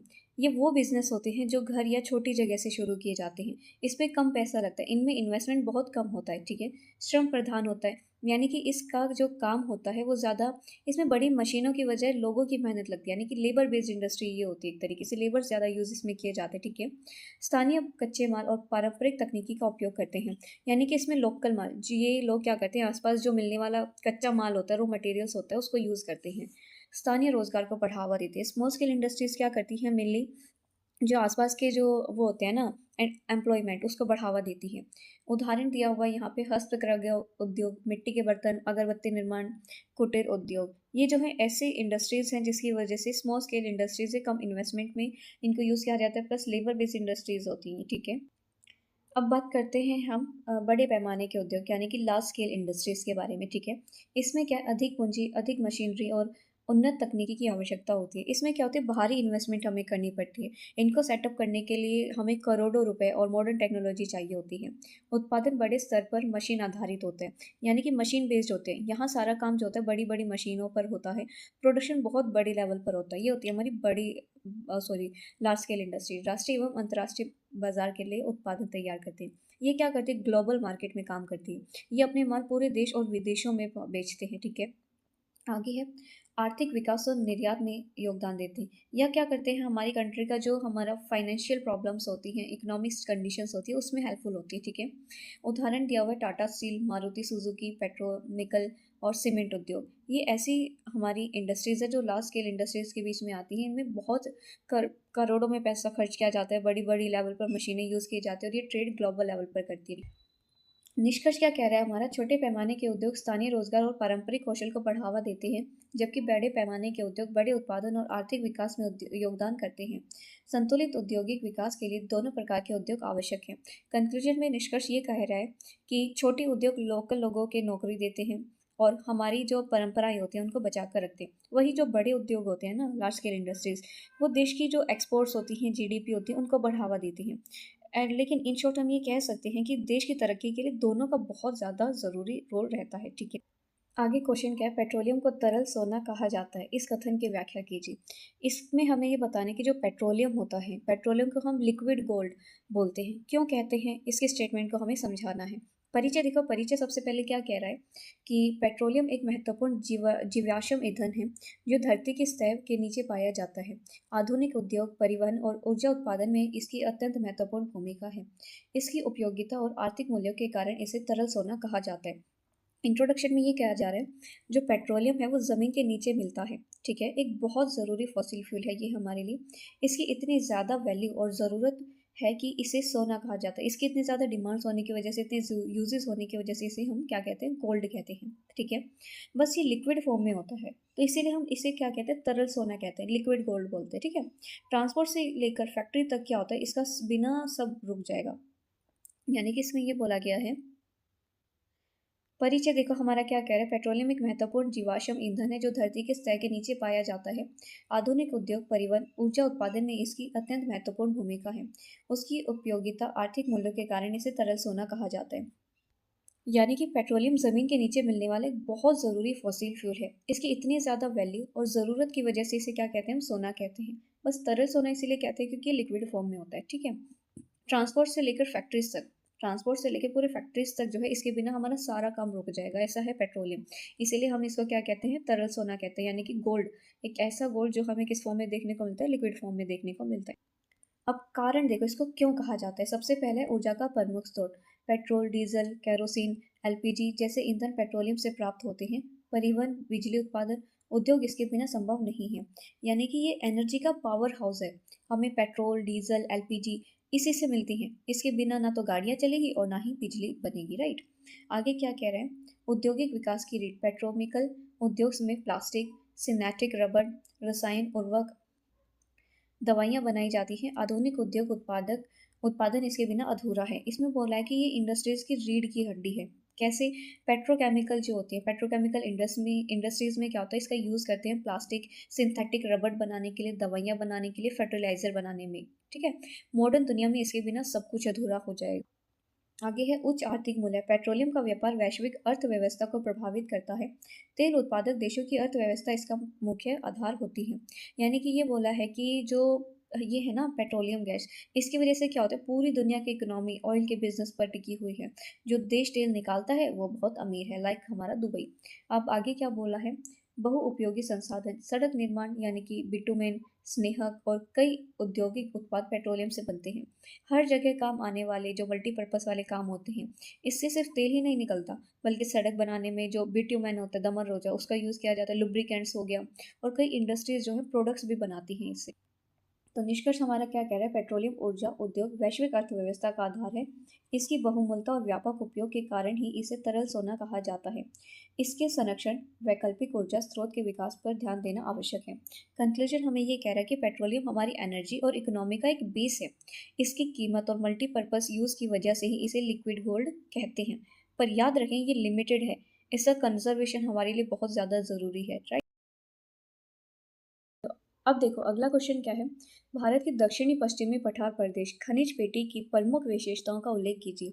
यानी कि क्वेश्चन में हमें क्या बताना है, भारत की जो साउथ वेस्टर्न प्लेट्यू है, जिसको बोला है इन्होंने दक्षिण पश्चिमी पठार प्रदेश यानी कि साउथ वेस्टर्न प्लेट्यू, इसका जो मिनरल बेल्ट है उसकी क्या खासियत है वो हमें बताना है। सबसे पहले परिचय देखो क्या कह रहे हैं। भारत का दक्षिणी पश्चिमी पठार जो है प्रदेश के खनिजी संपदा से समृद्ध क्षेत्र है, राइट। आगे बोला यह मुख्यतः प्रायद्वीपीय पठार के दक्षिणी पश्चिमी भाग में स्थित है और देश के औद्योगिक विकास में महत्वपूर्ण योगदान देता है। इंट्रोडक्शन क्या कह रहा है कि भारत का जो साउथ वेस्टर्न हिस्सा है ना, नीचे लेफ्ट साइड वाला, वो मिनरल्स का मामले में बहुत ज़्यादा रिच है। ये एरिया क्या करता है, देश की फैक्ट्रीज और डेवलपमेंट के लिए बहुत ज़्यादा ज़रूरी है। आगे लिखा है दक्षिण पश्चिमी खनिज पट्ट की जो विशेषताएं होती हैं। अब हम बताएंगे जो मिनरल बेल्ट हमें देखने को मिलती है उसकी क्या विशेषताएं हैं। सबसे पहला पॉइंट है हमारा भौगोलिक विस्तार। यह क्षेत्र मुख्य रूप से कर्नाटक, गोवा, केरल की पठारी भागों में फैला हुआ है। यानी कि कहाँ से कहाँ तक लोकेशन इसकी बताई हुई है। ये बेल्ट जो है मेन रूप से कर्नाटक, गोवा, केरला के जो पठारी यानी प्लेट्यू से लेकर जो है फैली हुई है, राइट। आगे क्या कह रहा है, लो अयस्क की प्रचुरता। इस क्षेत्र में उच्च गुणवत्ता का लो अयस्क पाया जाता है। गोवा और कर्नाटक लो अयस्क उत्पादन के लिए प्रसिद्ध है। यानी कि आयरन और का ये खजाना है। यहाँ बहुत ही हाई क्वालिटी का जो है हमें आयरन और मिलता है। गोवा, कर्नाटक का ये तो ऐसे प्रोडक्शन जो है पूरे देश में फेमस है इनकी प्रोडक्शन। आगे क्या कह रहे हैं, बॉक्साइट मैग्नीशियम के भंडार। बॉक्साइट यानी कि एल्यूमिनियम निर्माण हेतु तथा मैग्नीशियम के ये बहुत महत्वपूर्ण भंडार है। यानी कि बॉक्साइट और मैग्नीशियम, लोहे के अलावा यहाँ पे हमें बॉक्साइट जिसे हम एल्यूमिनियम बनाते हैं और मैग्नीशियम का बहुत बड़ा यहाँ पे स्टोर हमें देखने को मिलता है। निर्यात उद्योग में योगदान। यहाँ से लोह अयस्क का निर्यात किया जाता है। खनिज आधारित उद्योगों को और इस्पात उद्योग इसके विकास को बढ़ावा मिलता है। यानी कि एक्सपोर्ट एंड इंडस्ट्रीज यहाँ पे देखने को मिलते हैं। यहाँ से निकाला गया जो लोहा होता है वो विदेशों में बेचा यानी कि एक्सपोर्ट किया जाता है। साथ ही इसे लोकल स्टील फैक्ट्रीज और दूसरी इंडस्ट्रीज क्या करती हैं, बहुत बड़ा सपोर्ट इसको मिलता है। तो निष्कर्ष हमारा क्या कह रहे हैं, दक्षिणी पश्चिमी पठार प्रदेश खनिज संसाधनों से समृद्ध है, जहां लो अयस्क बॉक्साइट मैग्नीज की उपलब्धता है, औद्योगिक विकास और निर्यात में महत्वपूर्ण भूमिका निभाती है। सिंपल वर्ड्स में कहें तो इसका मतलब ये है कि जो साउथ वेस्टर्न प्लेट्यू है भारत की एक ऐसी तिजोरी है जहां से आयरन और बॉक्साइट जैसे ज़रूरी मिनरल्स हमें देखने को मिलते हैं जो देश को इंडस्ट्रियल रूप से बहुत ज़्यादा मजबूत बनाते हैं। आगे 16th क्वेश्चन क्या कह रहे हैं कि भारत की उत्तर पश्चिमी प्रदेश खनिज पेटी की प्रमुख विशेषता बताइए। जैसे कि अभी 15th क्वेश्चन में हमने क्या बताया था, साउथ वाले प्लेट्यू के बारे में बताया था, राइट। अब हमें 16th क्वेश्चन में उत्तर पश्चिमी के बारे में बताना है, यानी कि नॉर्थ वेस्टर्न मिनरल्स की जो मिनरल बेल्ट है उसके बारे में बताना है। इंट्रोडक्शन देखो, सबसे पहले परिचय क्या कह रहे हैं। भारत का उत्तर पश्चिमी खनिज प्रदेश खनिज संसाधनों की दृष्टि से अपेक्षाकृत सीमित लेकिन महत्वपूर्ण क्षेत्र है। यहाँ धात्विक खनिज कम मात्रा में पाए जाते हैं, जबकि गैर धात्विक खनिज और ऊर्जा संसाधनों का विशेष महत्व है। इंट्रोडक्शन में हमें ये कहा जा रहा है कि भारत का जो नॉर्थ वेस्टर्न हिस्सा है वहाँ पे हमें मिनरल्स के मामले में थोड़ा अलग है। कैसे अलग है, यहाँ पे हमें लोहा यानी कि जो मेटेलिक मिनरल्स होता है कम देखने को मिलता है, लेकिन जो नॉन मेटेलिक मिनरल्स होता है जैसे पत्थर और नमक और energy resources like petrol, gas, ये काफ़ी ज़्यादा देखने को हमें मिलते हैं। सबसे पहले ये देखो इसकी विशेषताएं क्या है। भौगोलिक विस्तार। यह क्षेत्र रूप से राजस्थान, गुजरात, पश्चिमी हरियाणा के भागों में फैला हुआ है। यानी कि अगर इसकी लोकेशन की अगर हम बात करें तो ये एरिया में रूप से राजस्थान, गुजरात और वेस्टर्न हरियाणा के हिस्सों में हमें देखने को मिलता है। आगे है गैर धात्विक खनिजों की प्रचुरता। चूना, पत्थर, जिप्सम, अभ्रक, फॉस्फेट और नमक के बड़े भंडार पाए जाते हैं। सीमेंट उद्योग के लिए कच्चा माल यहाँ से प्राप्त होता है। यानी कि हमें नॉन मेटेलिक मिनरल्स का भंडार यहाँ पे देखने को मिलता है। यहाँ पे चूना पत्थर यानी कि जो लाइमस्टोन होता है, जिप्सम, मिका यानी कि जिसको इन्होंने एब्रक लिखा हुआ है, नमक, यहाँ पे हमें ये सारे भंडार बहुत देखने को मिलते हैं, जिससे यहाँ पे जो सीमेंट इंडस्ट्रीज होती है वो बहुत ज़्यादा डेवलप देखने को हमें मिलती है। नेक्स्ट पॉइंट हमारा क्या कह रहे हैं, पेट्रोलियम और प्राकृतिक गैस के भंडार। गुजरात के तटीय क्षेत्रों में पेट्रोलियम और प्राकृतिक गैस के महत्वपूर्ण भंडार हैं, ऊर्जा उत्पादन और औद्योगिक विकास में योगदान देते हैं। इसका मतलब ये हुआ कि जो गुजरात के तटीय यानी कि जो कोस्टल वाले इलाके हैं उसमें हमें पेट्रोलियम और नेचुरल गैस बहुत देखने को मिलती है, जो देश की एनर्जी और इंडस्ट्रियल ग्रोथ के लिए बहुत ज़्यादा जरूरी है। अगला पॉइंट है हमारा तांबा और जस्ता के भंडार, विशेषकर राजस्थान में हमें देखने को मिलता है। खेतड़ी तांबा क्षेत्र तथा जस्ता उत्पादन इस क्षेत्र की विशेष पहचान है। यानी कि इसमें बताया जाए कि जो राजस्थान का खेतरी एरिया है यहाँ पे हमें कॉपर देखने को मिलता है, जो कि पूरे देश में बहुत फेमस है। यहाँ पे जिंक का प्रोडक्शन भी बहुत होता है। ठीक है, निष्कर्ष देखो क्या क्या निष्कर्ष में है कि उत्तर पश्चिमी खनिज प्रदेश धायित्व खनिजों की तुलना में गैर धायित्व खनिजों और ऊर्जा संसाधनों के लिए अधिक महत्वपूर्ण है। यह क्षेत्र सीमेंट उद्योग, ऊर्जा उत्पादन, धातु उद्योग के विकास में महत्वपूर्ण भूमिका निभाते हैं। निष्कर्ष का हम क्या कह रहे हैं सिंपल वर्ड्स में, कि जो नॉर्थ वेस्टर्न मिनरल बेल्ट है ना मेटेलिक मिनरल्स में, वो भले ही पीछे हो, यानी कि इसमें हमें मेटेलिक मिनरल्स तो बहुत कम देखने को मिलते हैं, पर ये जो सीमेंट इंडस्ट्री होती है, जो हमारी एनर्जी वाली इंडस्ट्रीज होती है लाइक ऑयल एंड गैस वाली, और कॉपर जिंक के लिए भारत का सबसे इम्पोर्टेंट पिलर होता है, राइट, जो नॉर्थ वेस्टर्न हमारा है। तो यही निष्कर्ष में बताया गया। आगे क्वेश्चन देखो क्या कह रहे हैं, भारत में जनसंख्या वृद्धि की प्रवणता का। तो देखो ये क्वेश्चन तो हम ऊपर कर चुके हैं, जिसमें हमें ये बताना था कि जो फेज़ ए था हमारी पॉपुलेशन का, जिसमें क्या हुआ था, हमारी पॉपुलेशन कैसे हुई थी, स्टेबल हो चुकी थी बिल्कुल। यानी कि बर्थ रेट तो हाई था, बट उतना ही ज़्यादा डेथ रेट भी हाई था, राइट। तो इसलिए पॉपुलेशन हमारी बहुत ज़्यादा लो थी, इतनी लो थी कि वो स्टेबल थी, ना बढ़ रही थी। ठीक है, तो इसके बारे में हमें बतानी, क्वेश्चन हम ऊपर कर चुके हैं, तो हम मूव फॉरवर्ड करते हैं हमारे 18th क्वेश्चन पर। अब देखो 18th क्वेश्चन क्या है हमारा, भारतीय कृषि की निम्न उत्पादकता की समस्या को स्पष्ट कीजिए। सवाल क्या कह रहा है, भारत में जो एग्रीकल्चर है उसमें हमें जो लो प्रोडक्टिविटी देखने को मिलती है उसकी क्या प्रॉब्लम्स हैं, क्यों हमें देखने को मिलती है निम्न उत्पादकता, यानी कि लो प्रोडक्टिविटी के क्या कारण है वो हमें बताना। परिचय देखो, परिचय क्या कह रहे हैं, भारतीय कृषि देश की अर्थव्यवस्था का महत्वपूर्ण आधार है, फिर भी प्रति हेक्टेयर उत्पादन कई विकसित देशों की तुलना में कम है। इसे कृषि की निम्न उत्पादकता की समस्या कहा जा सकता है। इंट्रोडक्शन क्या कह रहा है कि भारत की इकोनॉमी जो है हमारी खेती पर डिपेंड करती है, राइट। लेकिन जब हम दूसरे बड़े देशों से कंपेयर करते हैं तो हमारे यहाँ पर जो हेक्टर होता है ना, हेक्टर होने वाली फसल होती है वो बहुत कम है, इसीलिए इसे हम लो प्रोडक्टिविटी के रूप में रखते हैं, यानी कि निम्न उत्पादकता वाले कैटेगरी में रखते हैं। अब इसके निम्न उत्पादकता यानी कि लो प्रोडक्टिविटी होने के कारण क्या है, सबसे पहले परंपरागत कृषि पद्धतियाँ। कई किसान अभी भी पारंपरिक उपकरणों और तकनीकियों का उपयोग करते हैं, आधुनिक मशीनरी और वैज्ञानिक तरीकों का सीमित उपयोग होता है। यानी कि क्वेश्चन में हमें ये कहा जा रहा है कि पुराने तरीके यानी कि जो ट्रेडिशनल मेथड्स होते हैं वो आज भी बहुत से किसान वही पुराने तरीके यूज़ कर रहे हैं, राइट। और इससे क्या होता है, पुरानी टेक्निक्स यूज़ करते हैं, जिससे की वजह से क्या होता है, जो मॉडर्न मशीनें होती हैं ना हमारी साइंटिफिक फार्मिंग, उसका यूज़ अभी भी बहुत लिमिटेड हमें देखने को मिलता है। आगे क्या कह रहे हैं, सेकंड पॉइंट है हमारे सिंचाई सुविधाओं की कमी। खेती का बड़ा भाग मानसून पर निर्भर है, अनियमित वर्षा उत्पादन की प्रभावित करती है। यानी कि जो हमारी खेती होती है ना वो बारिश पर डिपेंड करती है। बारिश पर निर्भर होने की वजह से क्या होता है, खेती का एक बड़ा हिस्सा आज भी हमारे जो है हमें रेनफॉल पर डिपेंड देखने को मिलता है। अगर हमारी मानसून लेट हो गया तो हमारी जो प्रोडक्टिविटी है वो भी हमारी जो है इतनी ज़्यादा हमें ग्रोथ नहीं देखने को मिलती। अगला पॉइंट क्या कह रहे हैं, छोटे और बिखरे हुए खेत। भूमि जोत छोटी और खंडित होने की से आधुनिक तकनीक का उपयोग कठिन हो जाते हैं। यानी कि जो छोटे और बिखरे हुए खेत होते हैं, यहाँ क्या होता है, किसानों के पास ज़मीन के जो छोटे छोटे टुकड़े होते हैं, इतनी छोटी जगह पर बड़ी मॉडर्न मशीनरी चलाना बहुत मुश्किल होता है। अगला पॉइंट क्या कह रहे हैं, गुणवत्तापूर्ण बीज और उर्वरकों का सीमित उपयोग। उन्नत बीज, उर्वरक और कीटाणुनाशकों का पर्याप्त उपयोग नहीं हो पाता। ये बताया जा रहा है कि सभी किसानों को अच्छी क्वालिटी के जो बीज बीज होते हैं, सही फर्टिलाइज़र और सही पेस्टिसाइड्स नहीं मिल पाते। अगला पॉइंट क्या कह रहे हैं कि आर्थिक और संसाधक वे समस्याएं।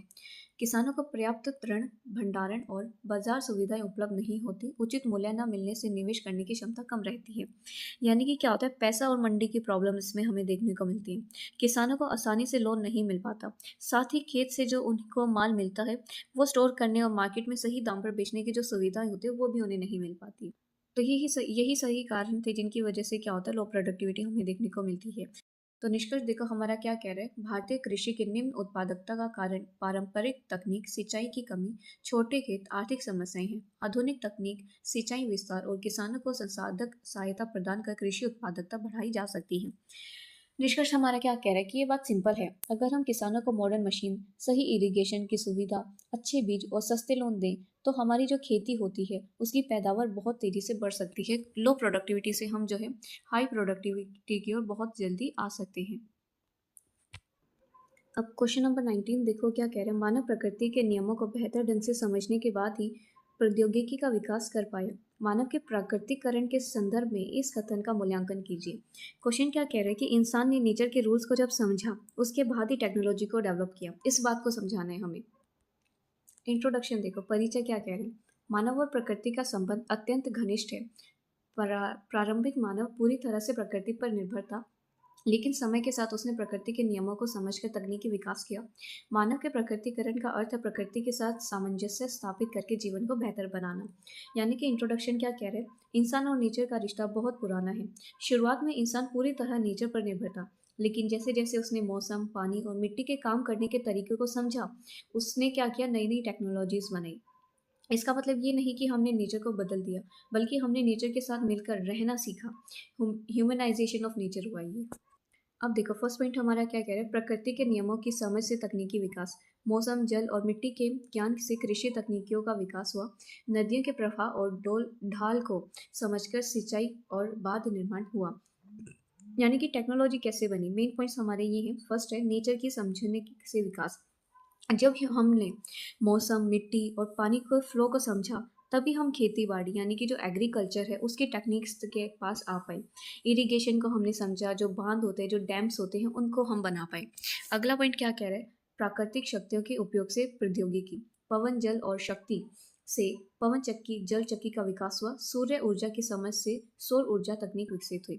यानी कि जो नेचुरल पावर्स होते हैं उनका यूज़ करना हमने सीखा। जो हवा की ताकत होती है उसको समझकर हमने पवन चक्की बनाई, विंड मिल बनाई, राइट। और सूरज की गर्मी से हमने सोलर एनर्जी डेवलप करी। अगला पॉइंट क्या कह रहे हैं, प्रकृति के अनुकूल जीवन शैली का विकास। गर्म क्षेत्रों में हवादार घर, ठंडे क्षेत्रों में मिट्टी दीवारों वाले घर बनाए। स्थानीय पर्यावरण के अनुसार वस्त्र, भोजन, आवास विकसित हुआ। यानी कि नेचर के साथ साथ हमारा रहना सहना भी डेवलप हुआ है। इंसान ने सीखा कि गर्म इलाकों में हमें कैसे कपड़े पहने, कैसा खाना खाने। हमारा खाना और कपड़े भी जो है हमारे इन्वायरमेंट के अकॉर्डिंग बदलते चले। लास्ट पॉइंट क्या कह रहे हैं, मानव का प्रकृतिकरण। मानव ने प्रकृति को पूरी तरह बदलने के बजाय उसके अनुसार खुद को ढालना सीखा। इससे संसाधन को बेहतर उपयोग और पर्यावरण संरक्षण संभव हुआ। यानी कि नेचर के साथ बैलेंस बनाया। इंसान ने नेचर को पूरी तरह बदलने के बजाय क्या किया, उसके रूल्स को अपने हिसाब से समझा और खुद को ढाला, जिससे क्या हुआ, रिसोर्सेज का सही यूज हो सका। अब देखो निष्कर्ष क्या कह रहे हैं, मानव ने प्रकृति के नियमों को समझकर ही तकनीकी विकास किया, जीवन को सरल बनाया। मानव का प्रकृतिकरण दर्शाता है कि प्रकृति के साथ संतुलन बनाकर ही सतत विकास और मानव प्रगति संभव है। कंक्लूजन हमारा क्या कह रहे हैं कि ये बात सिंपल है, नेचर के लॉज को समझना ही हर बड़ी टेक्नोलॉजी की क्या होती है, की होती है। जब हम कुदरत के साथ बैलेंस बनाकर चलते हैं तो असली प्रोग्रेस हो पाती है, असली सस्टेनेबल डेवलपमेंट हम अपना पाते हैं। अगला 20th क्वेश्चन क्या है, मानवीय क्रियाओं की छाप सर्वत्र है। प्रकृति के मानवीकरण के संदर्भ में इस कथन का मूल्यांकन कीजिए। यानी कि ये सवाल क्या कह रहे हैं कि इंसान के जो काम है, इंसान की जो कामों की छाप होती है वो हर जगह हमें देखने को मिलती है। कैसे, वो हमें बताने। परिचय देखो, परिचय क्या कह रहे हैं, प्रकृति का मानवीकरण यह प्रक्रिया है जिसमें मानव अपनी आवश्यकताओं और विकास के लिए प्राकृतिक पर्यावरण में परिवर्तन करता है। आधुनिक युग में मानव गतिविधियों का प्रभाव पृथ्वी के लगभग हर भाग में देखने को मिलता है। यानी कि इंट्रोडक्शन में क्या कहा जा रहा है कि इसका मतलब ये है, प्रकृति का जो मानवीकरण है यानी कि ह्यूमनाइजेशन ऑफ नेचर जो हमें देखने को मिलता है आज के टाइम में, धरती का कोई भी कोना ऐसा नहीं बचा जहां इंसान ने अपनी ज़रूरत के हिसाब से बदलाव ना किया हो। इंसान ने कुदरत को बदलकर अपना नया संसार बना लिया है। अब यहाँ पे देखो मानवीय क्रियाओं के छाप के उदाहरण यहाँ पे बताए हुए हैं। सबसे पहला है, हमें क्या बताया हुआ है कि कृषि और भूमि उपयोग। जंगलों को काटकर खेत बस्तियां बनाई गई, सिंचाई परियोजनाओं से शुष्क क्षेत्रों को उपजाऊ बनाया गया। यानी कि कैसे जो है हमने नेचर को डेवलप करके अपनी संसार बनाए। पहला पॉइंट है खेती और ज़मीन का यूज़ करके। इंसान ने क्या किया, जंगल काटकर वहाँ पर खेत बना दिए और बस्तियाँ बसा ली, जिसकी वजह से क्या हुआ, सूखी जगहों पर जो है हमने नहर निकाल दी और उनकी उपजाऊ बना दी।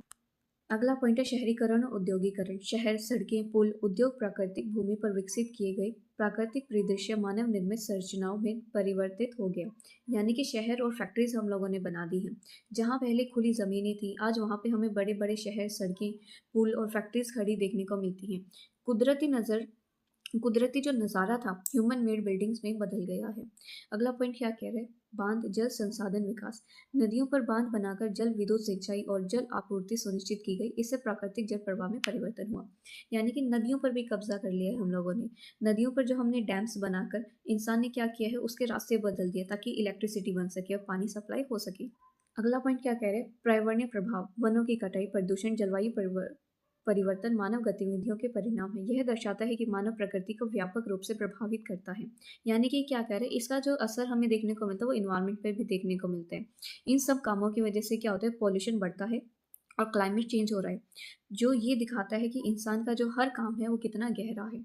अब निष्कर्ष देखो क्या कह रहे हैं। निष्कर्ष की मानवीय क्रियाओं ने प्रकृति को व्यापक रूप से परिवर्तित कर दिया है, जिससे प्राकृतिक परिदृश्य सांस्कृतिक परिदृश्य में बदल गए हैं। इसलिए कहा जा सकता है कि मानवीय क्रियाओं की छाप सर्वत्र दिखाई देती है। हालांकि संतुलित सतत उपयोग आवश्यक है ताकि पर्यावरण संरक्षण और विकास दोनों संभव हो सके। इसमें क्या कहा जा रहा है कंक्लूजन में, कि इंसान ने नेचर को इतना बदल दिया है कि आज हमें हर तरह ह्यूमन एक्टिविटीज़ की छाप देखने को मिलती है। लेकिन हमें ये याद रखना पड़ेगा कि टेक्नोलॉजी के साथ साथ नेचर का ख्याल रखना भी हमारी जो है एक रिस्पॉन्सिबिलिटी है। तो बच्चों, आज की वीडियो में हमने करे हैं 3 मार्क्स वाले मोस्ट इंपॉर्टेंट क्वेश्चंस हमारे सब्जेक्ट ज्योग्राफी के। आई होप आपको एक से लेके सारे क्वेश्चंस बहुत अच्छे से समझ आ गए होंगे। अब क्वेश्चन पेपर में ये सारे क्वेश्चंस कैसे भी घुमा फिरा के आ जाए, आपको पता है आपको कैसे अटेंड करना है और आप कोई भी मार्क्स गंवाने वाले नहीं हैं। तो मिलते हैं हमारी नेक्स्ट वीडियो में, जिसमें हम करेंगे हमारे टॉप 5 मार्क्स वाले most important questions with answer, जिसकी वजह से हमारे भूगोल सब्जेक्ट की प्रिपरेशन बिल्कुल टॉप लेवल पर हो जाएगी। तो मिलते हैं नेक्स्ट वीडियो में, तब तक के लिए टाटा बाय बाय।